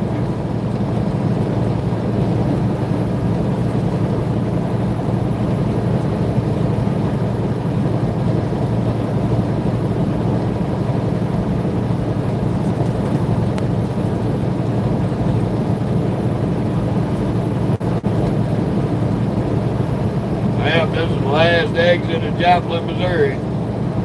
This is where I-49 coming out of Fort Smith ties in.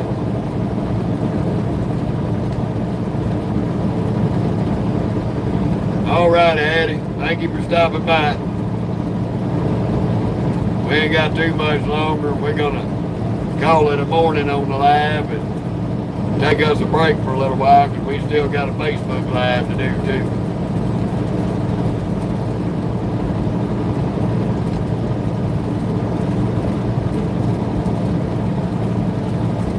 Yeah, Jay, that is for sure, brother.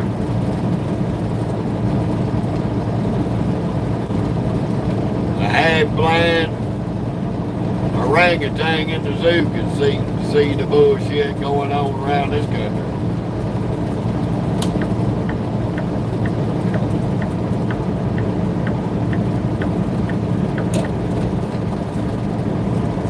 I'm just saying.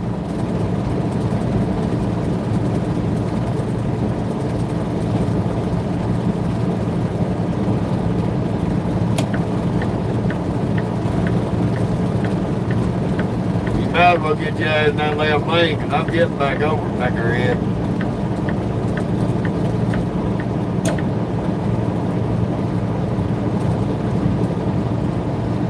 Yeah, we got a bunch of idiots running the whole country.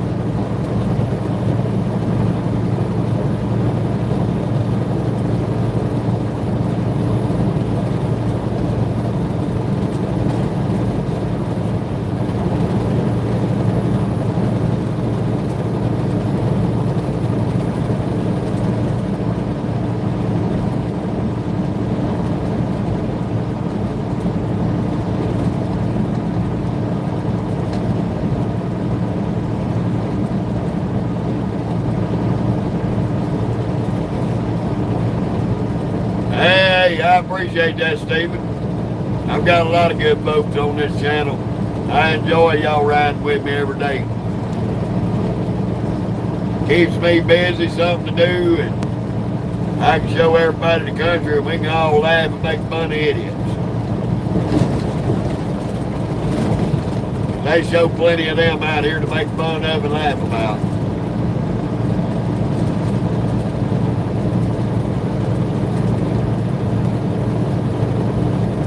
Oh yeah, Jay, you ain't gonna go nowhere in this country. You can be trust assured, you riding with me on the live, I'm gonna show you all the idiots in every state.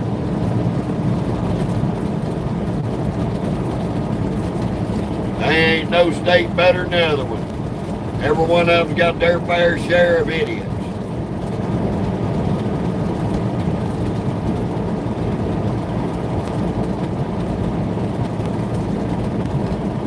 Well, Hattie, I'm 51, sweetheart. Bless your heart. 84, that's a blessing.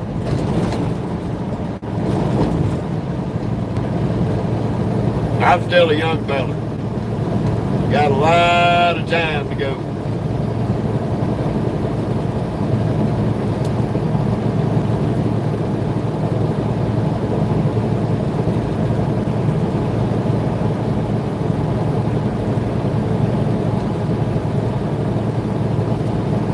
Old enough to know better, still too young to care. Let's put it like that.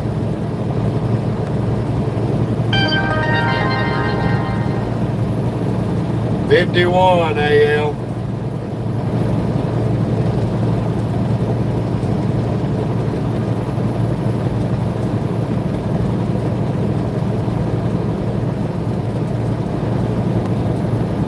Well, I hope you get better there, Dedicated. We wish you a speedy recovery.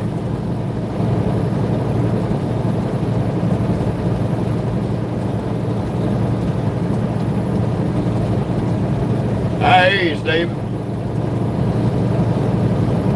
Right now I'm on I-44 in Missouri, headed towards St. Louis.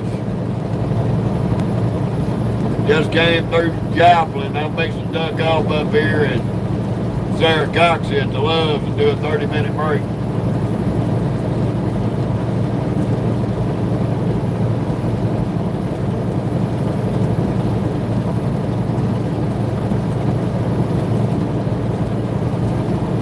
Hattie, I've been driving trucks for 12 years straight, and I'm in my 13th year right now. Just started my 13th year.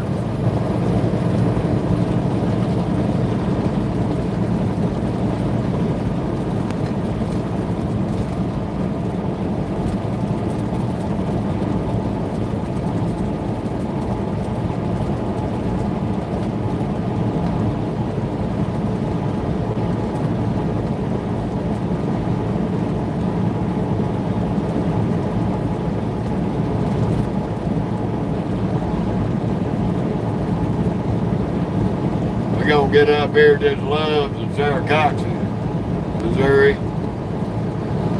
Take us a break.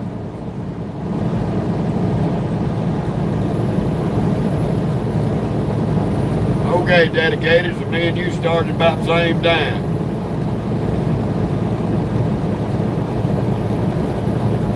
Yeah, Stephen, it's mine. Or well, shall I say I'm buying it. I still owe about another year and a half on it.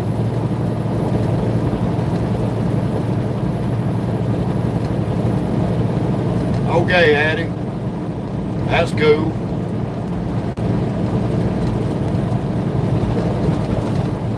Well, knock on wood there, Dedicated. I haven't got no accidents, no tickets. Got over 1 million plus miles.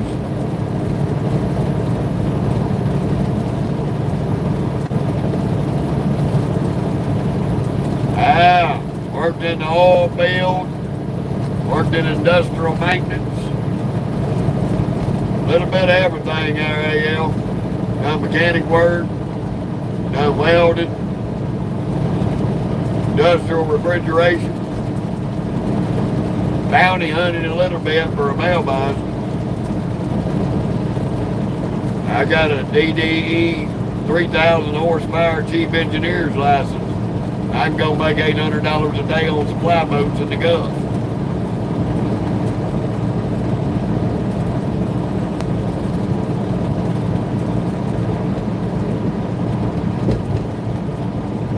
Well, sometimes dedicated, you get caught up in the wrong place at the wrong time. Don't make you a bad driver.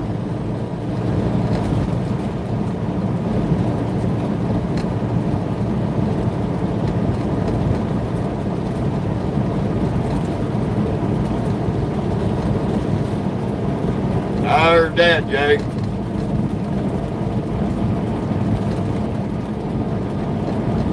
I heard that, Jay. I've helped people out on the side here and there. Between jobs, building houses, roofing houses. I've roofed houses, I've helped build them. I've done a little bit of everything. Wherever the money was at, I went and got it.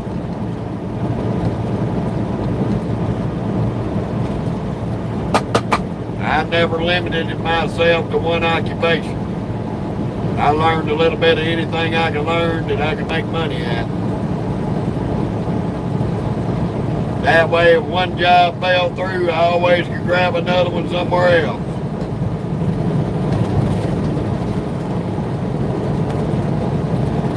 Heard that, Jay.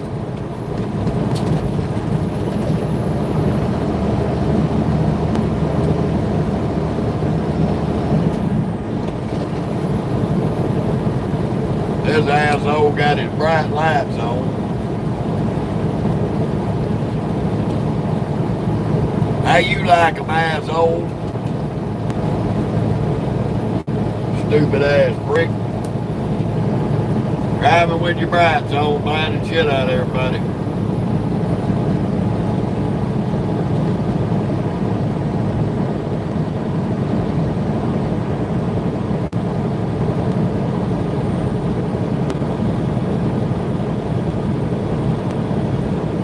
That's it, Steve.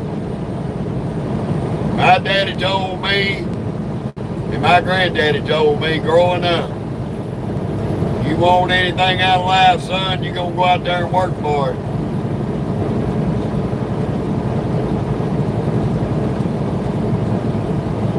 You don't go out there and get it, there ain't nobody going to give it to you. So I went out there and got it. One thing I learned at a young age, knowledge is power. The more knowledge about shit you got, the more power you got. And people fear you. People fear you on that because you know more than they do.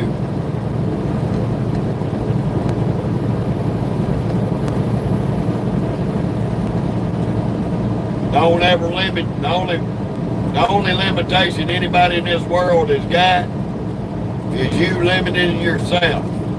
There ain't nobody out here holding anybody back. If you want to learn it, go get it. Because that's something that nobody can take away from you.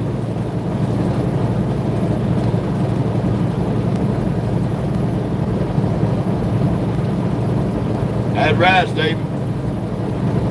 I raised 8 kids, 4 boys and 4 girls. Trust me, I know. Me and my wife's got a big family. Me and my wife and 8 kids, hell, we had 10 in the house, and that's enough.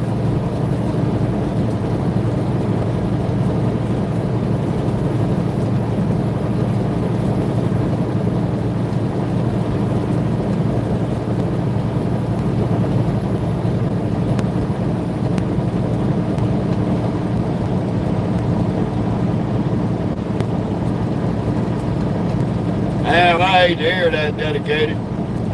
That's a hell of a note to get hit from behind. But you got idiots out here like that, man. Sad to say. They drive stupid and they win stupid prizes.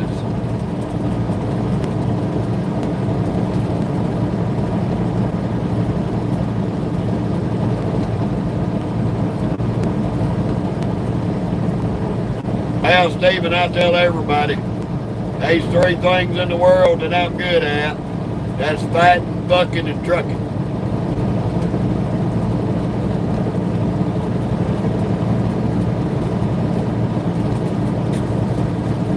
But all of our kids are grown now. They all out of school, all got their own little job, doing their own little thing.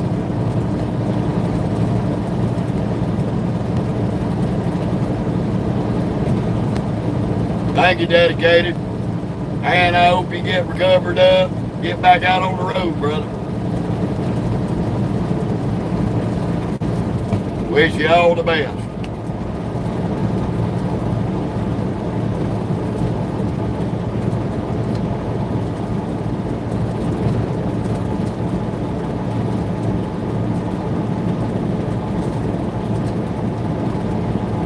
Oh, they always doing that, Jay.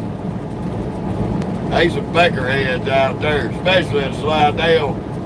Especially in Slidell, they get on that overpass and wait on you.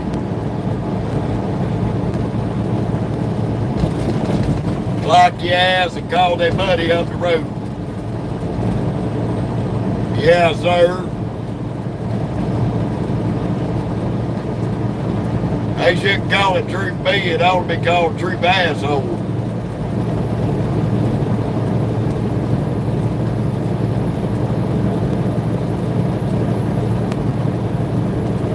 Every one of them I've met out of that bunch has got an attitude.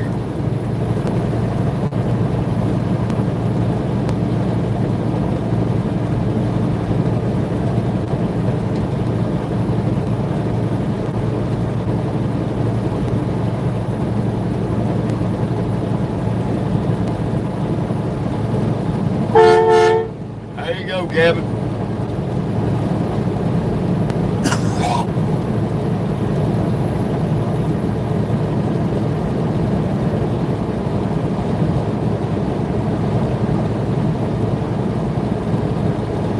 No, Jay, I sure don't.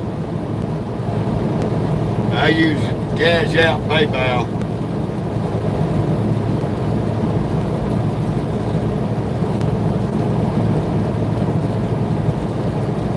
Not a problem, Kevin. We've been to get off up here and do this 30-minute break. Wrap this live up for today. I'm going to take a little break because I still got a Facebook Live to do today too. That'll be a little bit later on, so if you're following us on YouTube, you can come follow us on Facebook. All you got to do is look for my name, the name that's on my YouTube page, and look for this red Peterbilt picture. And you'll see my beautiful wife in a yellow sundress in the background picture. And come over and follow us on our Facebook channel. That way you can double dip and watch both lives every day.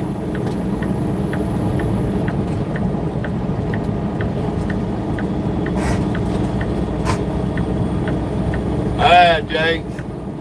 You got Facebook, just look me up on Facebook.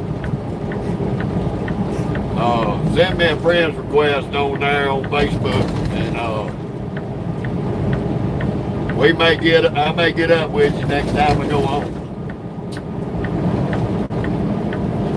We'll throw one back, talk shit.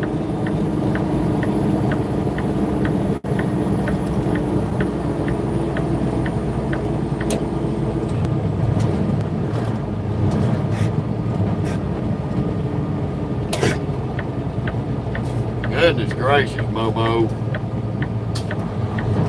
Oh, what's going on with you, baby? Got me worried about you.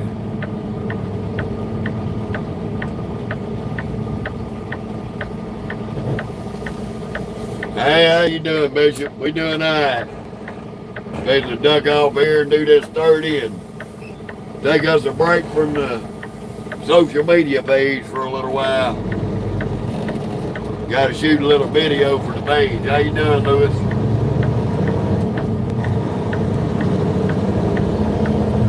They just built this Loves not too long ago. Nice little stopping point.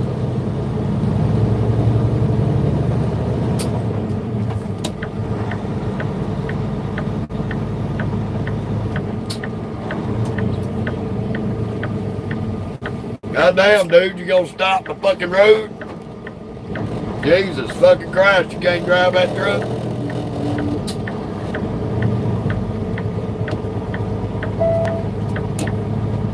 Lord have mercy.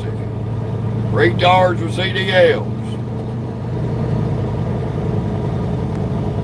Gonna turn in that damn road like you got a corn cob stuck up your ass.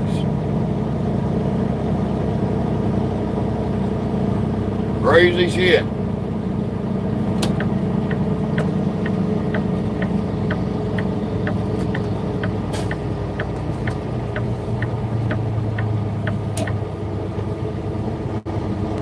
I ain't got time for that dumb shit.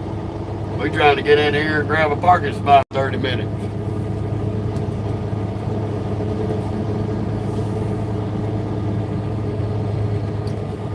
Crazy ass people. Can't drive, but they give them a CDL.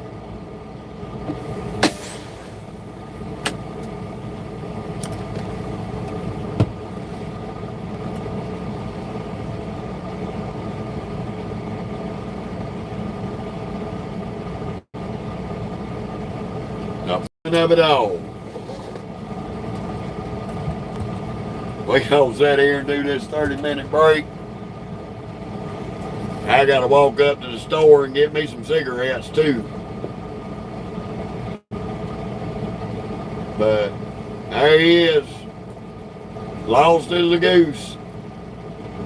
Another empty wagon behind the wheel. Yeah, I enjoyed meeting you there, Jay. I enjoy meeting everybody coming on here that has a good measure of sense.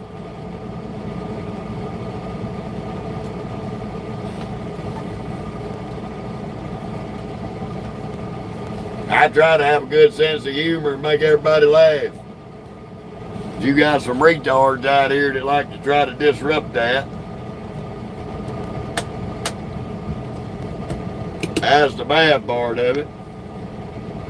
But we're going to wrap this live up today.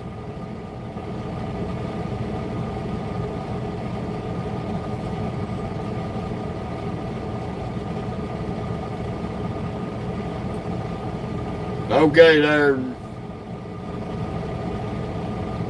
Knot. I'm just going to call you Knot. That's a mouthful for a name. Morning, Hammer. Thank you, Stephen. Oh, mercy.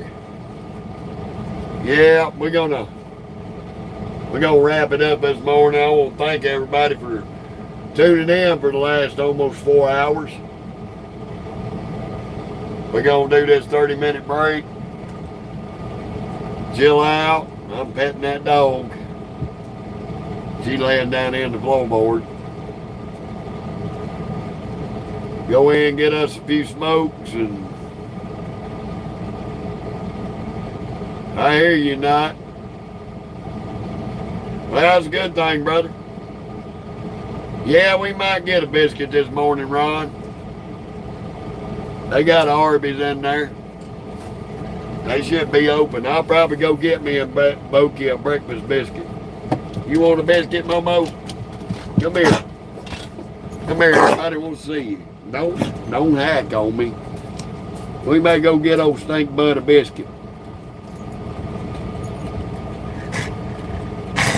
How you doing, Savage? I know it. You still got a hairball. We got to get that out of you. Yeah, she's old chocolate lab, Jay. She's 5 years old. She got a hairball from licking her butt. You quit licking your butt, you wouldn't get a hairball. I've been trying to get it worked out of her. She's been trying to hack it up since the other day. I know her. Big pretty baby. But I'm based to do me a little bit of breakfast right quick.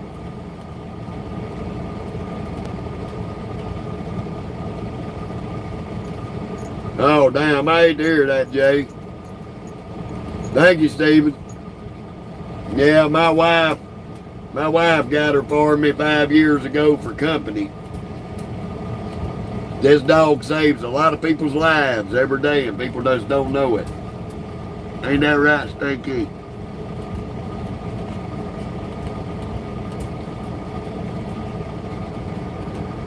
Well, this is Mocha, M-O-C-A. Loca Mocha. The big silly dog. This dog got some ears on her. You look too cute with your ears up. I know it. I know it. You're a loving baby. This dog ain't got nothing but love in her heart. One of the best dogs in the world. Yeah, get in your seat. I'll get you some water. Yeah, I'm going to pour you a little bit of water. I know your hairball was giving you hell. Get you a little bit of water, and I'm going to go get us some breakfast biscuit. Like I said, I want to appreciate everybody for tuning in today. I will be back on later on this morning on the Facebook page. You can look me up on Facebook at Jeff Mashburn. Not hard to miss this truck. It's on my profile picture. Follow us on the Facebook. And that way y'all can ride with us on both lives, because I do 2 lives a day. And y'all have a beautiful and blessed rest of your week. And we'll see y'all back on here probably tomorrow. Y'all just make sure to check out our short reels and our short videos, as well as the lives. 13 years, Lewis. 13 years.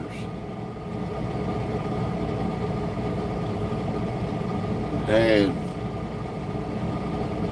we definitely enjoyed the company this morning. Y'all stay good.